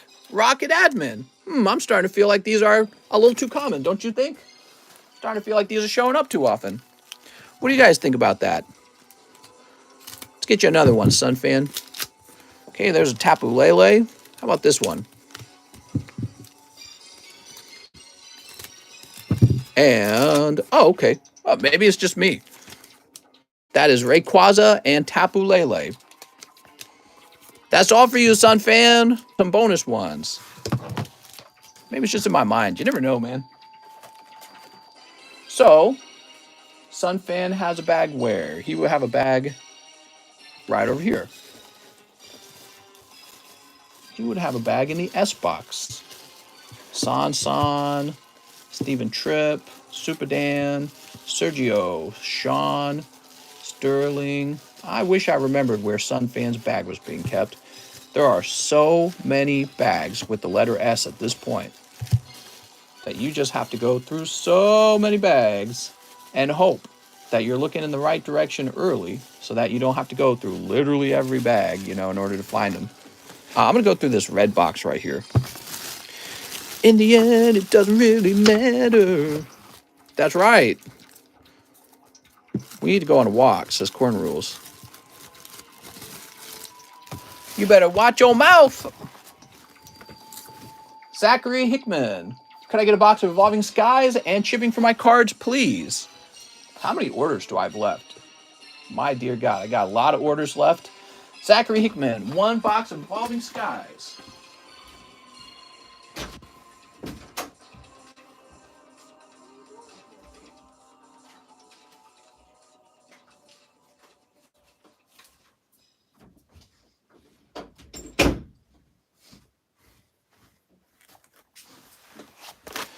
Woo!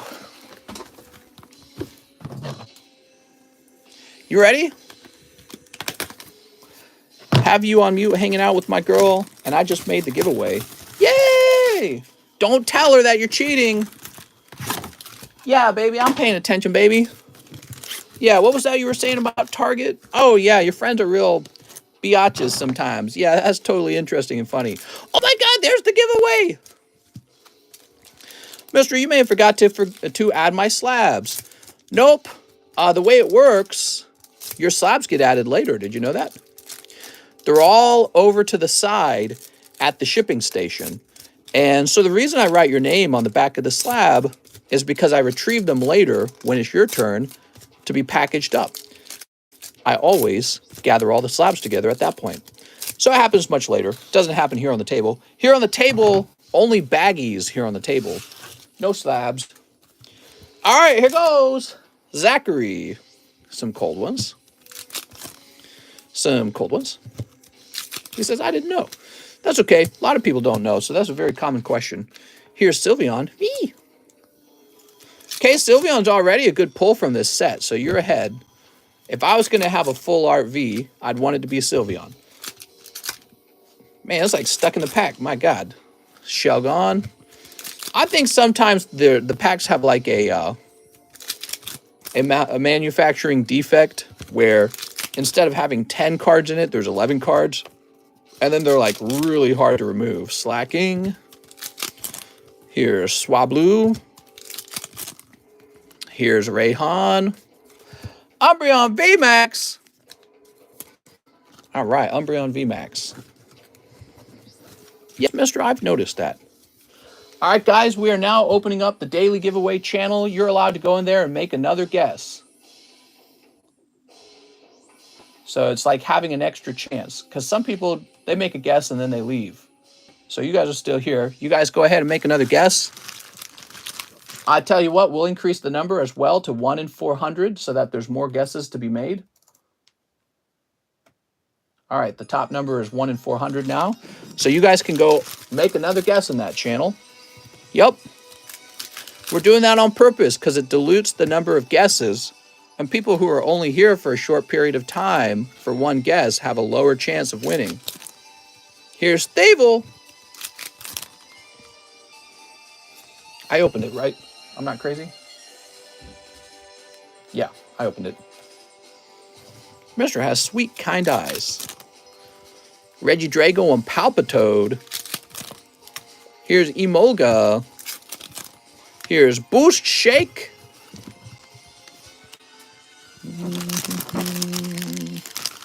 Mister takes care of his fans. The whole goal of these giveaways is to help the people who are sticking around for the live stream to get into that giveaway. I love Regidrago.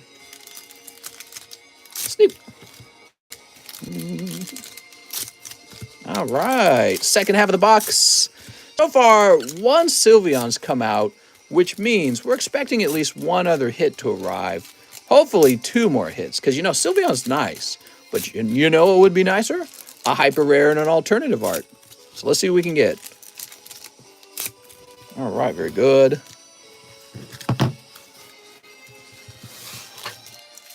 Toss these over here. Zachary Hickman. Here's Braviary. Dialga and Pyroar. Oh, there we go. Alternative art Duraludon. We opened that whole box for this one card. Isn't that crazy? So that's going to be probably your major hit is the Duraludon alternative art. Very nice, man. Probably not the most popular. I don't think Duraludon's the most popular. I like him. It's funny. Maybe he's more of a boys Pokemon. You know what I mean? I think it's cool that he's a dragon type and that he's sort of like a skyscraper, which I appreciate. I think that the V, he's like designed to be a VMAX Pokemon. You know, VMAX came along for like Gen 8 and they invented some new Pokemon for Gen 8. And it's almost like they wanted to do VMAX Skyscraper, right? So he's perfectly made for turning into a VMAX Pokemon. Lombre. Here's Scrafty. Mr. Gaming Video Slap. Oh, okay. And your hyper rare is actually an ultra rare. It's the electric ultra rare. That makes this box a 3-hit box, but none of the hits are like the most desirable hits. You know what I mean?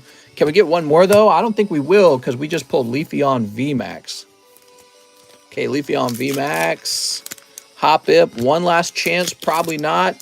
That's right. Roggenrola. That's going to be the end of the box for Zachary Hickman. Thanks, Zachary. Wow, this has been a wild stream, guys. I can tell by the amount of bulk we've built up. Whoop. So, Zachary, let's go over your pulls. Leafeon VMAX. Umbreon VMAX. So you got these two VMAXs. For your Vs, you got Gyarados V and Volcarona V. Now for your hits, you got 3. Ultra Rare, Lightning Energy, Duraludon Alternative Art, and Sylveon Full Art. They're all okay. None of them are really, truly the chase. You know what I mean? He says, box of Evolving Skies and shipping for my cards. I do have a bag and a CGC Hidden Fate Scissor. Just in case, here's my shipping. All right, let's go find you, Mr. Zachary. Zachary. The energy is the best one. I like those energies. Those are cool, man. I don't know if everyone else does. It's definitely a cool idea. Here we go, Zachary Hickman. That was a full box of Evolving Skies, everybody. Have you had anyone try to sell your graded slabs online yet? Yeah, multiple people have already done it. So these slabs have been in circulation already. They're being sold in Pokestan Marketplace, and they're being sold on eBay. Okay, let's get this shipping. So you say you got a CGC slab as well. Looks like we haven't shipped you on this computer before. So let's look up your address. That makes this so much easier. Okay, it appears to be your default address is correct. And we'll grab your email. That was a cool large order, man. How heavy is this? Pretty heavy. And print. Print. Do it. There we go. I'll say 1 CGC. Mister, give me that Ray. All right, we're closing up the giveaway channel for the daily giveaways now. Thank you, everyone, for making another round of guesses.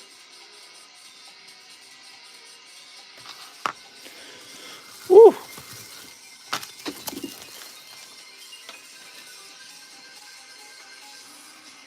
All right. Zachary Hickman. Nick Draper. 4 poker cards for Nick Draper. You ready, Nick? Oh, Nick. I want to get you some hot ones if you're opening 4. You ready? 1. Oops. 2. 3. And 4. All right. Oh, he pulls Bulbasaur. This is definitely one of the chase cards in the red deck. Bulbasaur looks awesome. Then you got Pinsir, Sandshrew, which I think Sandshrew looks great from the silver deck. And then Blossom as well. Very hot, man. That's for Nick Draper. He says, I have a mediocre bag. Okay, let's go find your mediocre bag. Here it is, Nick Draper. Nick, you actually have what I would call a large bag. So you have a largish bag. Not the biggest one ever, but that's not a small bag anymore. It's getting kind of fat. Christopher Mead. 2 Slime Volume 2s. Okay, Mr. Christopher Mead. 1 and 2. There we go. Zor. That's right. 1 vintage Japanese card. Okay, we've got these right here. These are pretty fun, aren't they? Just see what the next one is. Oh, you pull Unknown Eye from Neo 2. That is a pack fresh mint common and common. Now, I don't know if he'll grade 10, but looking pretty clean from what I'm seeing. So those are just from pack fresh booster packs that we opened here on this channel. I opened a lot of them for like TikTok videos and all that. Tons of them, actually. Christopher Mead with Shizu resolutely facing off. And in a meeting, Shuna. Okay, Christopher Mead. Christopher, you didn't mention if he had a bag, though. You guys think he's got a bag? Sudi's nuts.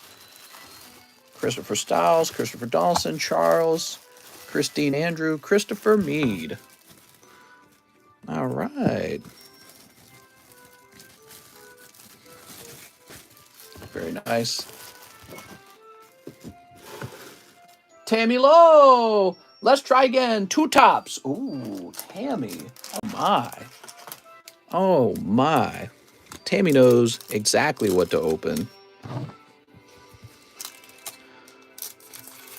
Okay, Tammy 1 and Tammy 2. Holy smolies, Tammy. We're breaking up. Time for me to man up and get you only hot ones.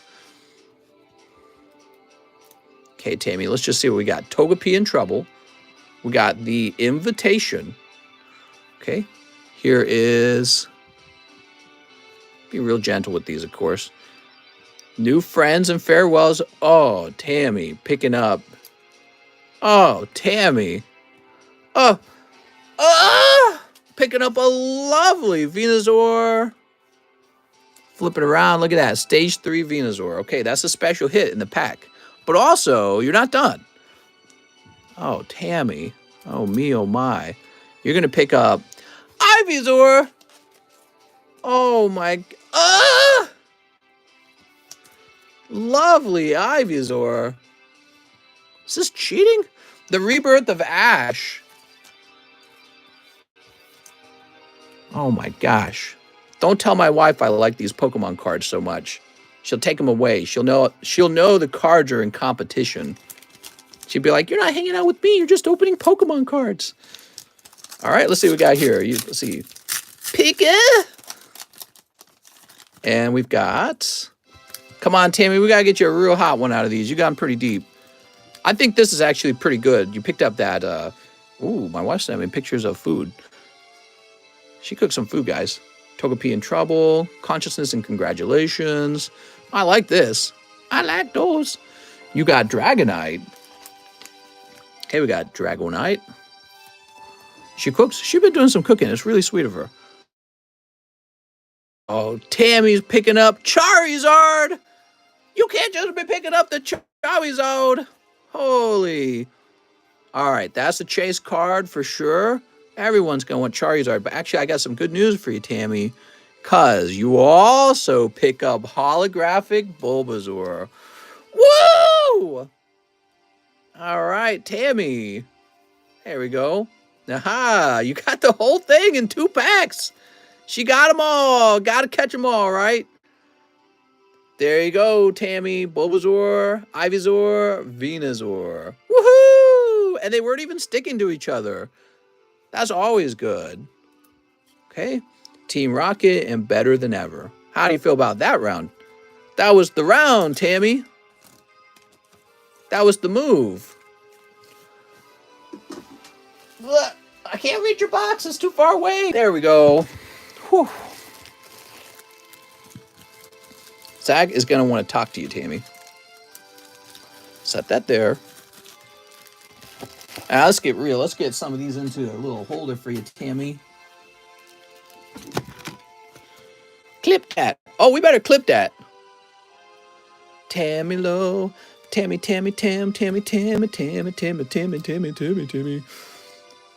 I like these. So that one's really nice. That's your good one right there. That's your best one. Charizard stick around is also very cool, Tammy, but he is off-center. So he's an off-center card. If nothing else was wrong with him, he still wouldn't grade 10. I like this Ivysaur, but it is just Ivysaur after all. I don't know how hard people's PP gets for Ivysaur. He's the middle child. Nobody pays attention to the middle child. I do like this Venusaur, though. It's not the holographic version of the card, but, I mean, probably worth thinking about anyways when it comes to grading. And then, I mean, you also pull this Dragonite. I don't know what to say. That was just a hot round, Tammy. There's Dratini and there's Dragonair in here, but you know everyone just wants Dragonite, right? So that's what everyone wants. All right, we'll just do Rebirth of Ashen here because I got an extra sleeve sitting here. So yeah, you got some hot stuff here, Tammy. I don't know what to tell you. Nah, oh, they're all like sticking to each other. These sleeves are so like, that's how the plastic is. All right, yeah, that's good, man. I like that. I like those. I think Ivysaur is the best of the three. Yeah, well, you're a weirdo, man. Don't come near my kids. Next up, we got Jose Maldonado. I need 3 celebrations and evolving skies. Jose Maldonado, you ready? Ivysaur can suck it. I'm sorry, I didn't mean that. That wasn't nice. I like how our views are up now, actually. That's so ironic. What do we got? Yeah, we've been struggling with views after switching to daytime. We went like from 250 straight down to like 100 viewers. Jose Maldonado. Here comes Team Rocket. That is what I'm looking for, baby. And Station. That was a very cold round, in my opinion, Mr. Jose Maldonado. That's a tough round, man. All right, there we go. Keep going. 12-hour stream, says Mike's Side. Oh, Mike's Side. Don't tempt me with a good time. I've like this really bad neck pain, dude. I gotta wrap up. I don't know what's going on with that. I want to take some painkiller and lay down. I think today we've streamed for 6 to 7 hours, actually, total. Yeah, today has been a lot of streaming. You know, I will say this. Even though we have a lot fewer viewers for the daytime, we do not have a lot fewer orders. We're getting like the same number of orders. It's really impressive. David says, thanks for everything. I know you said no more orders. Here's $10 to the camera charity. Okay, we'll write it down. We'll call it the setup fund. And I guess we'll spend the money on a new camera thing. So we'll say it's at $10. So there you go. Let me go ahead and refresh. All right, guys, we're opening up the daily giveaway again. It's 1 in 500 now. When I open this up, go and make another guess, which means you're going to have many guesses by now, and they're all totally legitimate. They're all going to count toward the possible win. So daily giveaway is open once again for guesses. Pack opening dreams is a question I'd like to know. Where is it at? How's it going, Elon? It's in our Discord server, Pokestan Marketplace. Please take a look at the description. You'll see a link to it at the top. And then once you're in the Discord, you need to scroll down to the daily giveaway channel. I unlock it, and then you can make a guess, and it's a number guessing game. So if I say 1 in 500, you need to pick a number between 1 and 500, and then I'll actually use a random number generator to find out who wins. The winner today is getting quite a lot, actually. So the winner today is getting Gengar 10, Pikachu 10, Dark Gyarados 10, and Metal Charizard 9. He just couldn't grade 10. So, but yeah, that's actually a pretty good mix. And we'll have more giveaways every day. I'm being very generous here, okay? So we'll have more tomorrow, more the next day, and the next day, and the next day. Maybe we'll do some really expensive stuff. I mean, we are doing expensive stuff. So we also have this Rayquaza and this Charizard. But the Rayquaza is for people who order cards. They get into a special giveaway if they placed a $20 order. And this Charizard VMAX, he is part of a separate like month-long giveaway. It works in the same idea though. Occasionally I unlock the channel, then you can run over there and make a guess. Okay, so it's the same idea though. Hey, we're done. I looked and there's no more orders. I appreciate that, guys.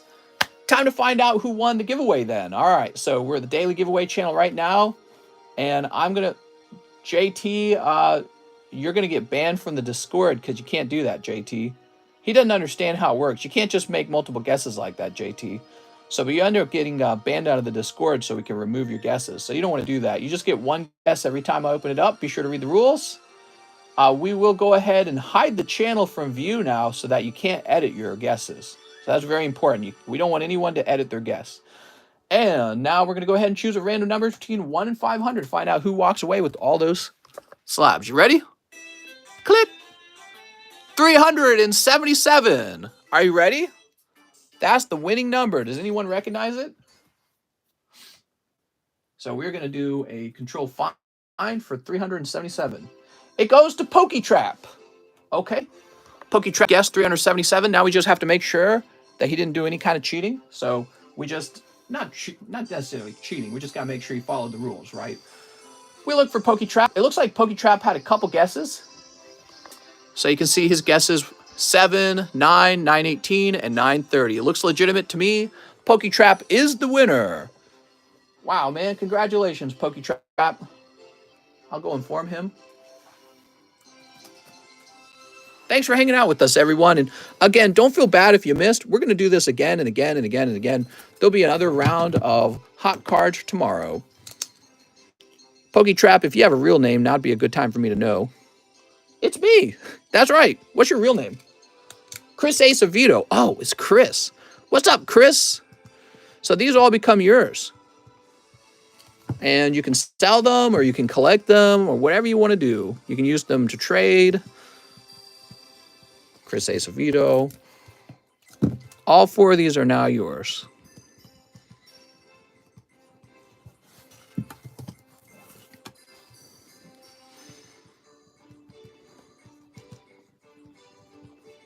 I don't know how much a 9 of this metal Charizards go for. What I didn't like about him, I didn't like this.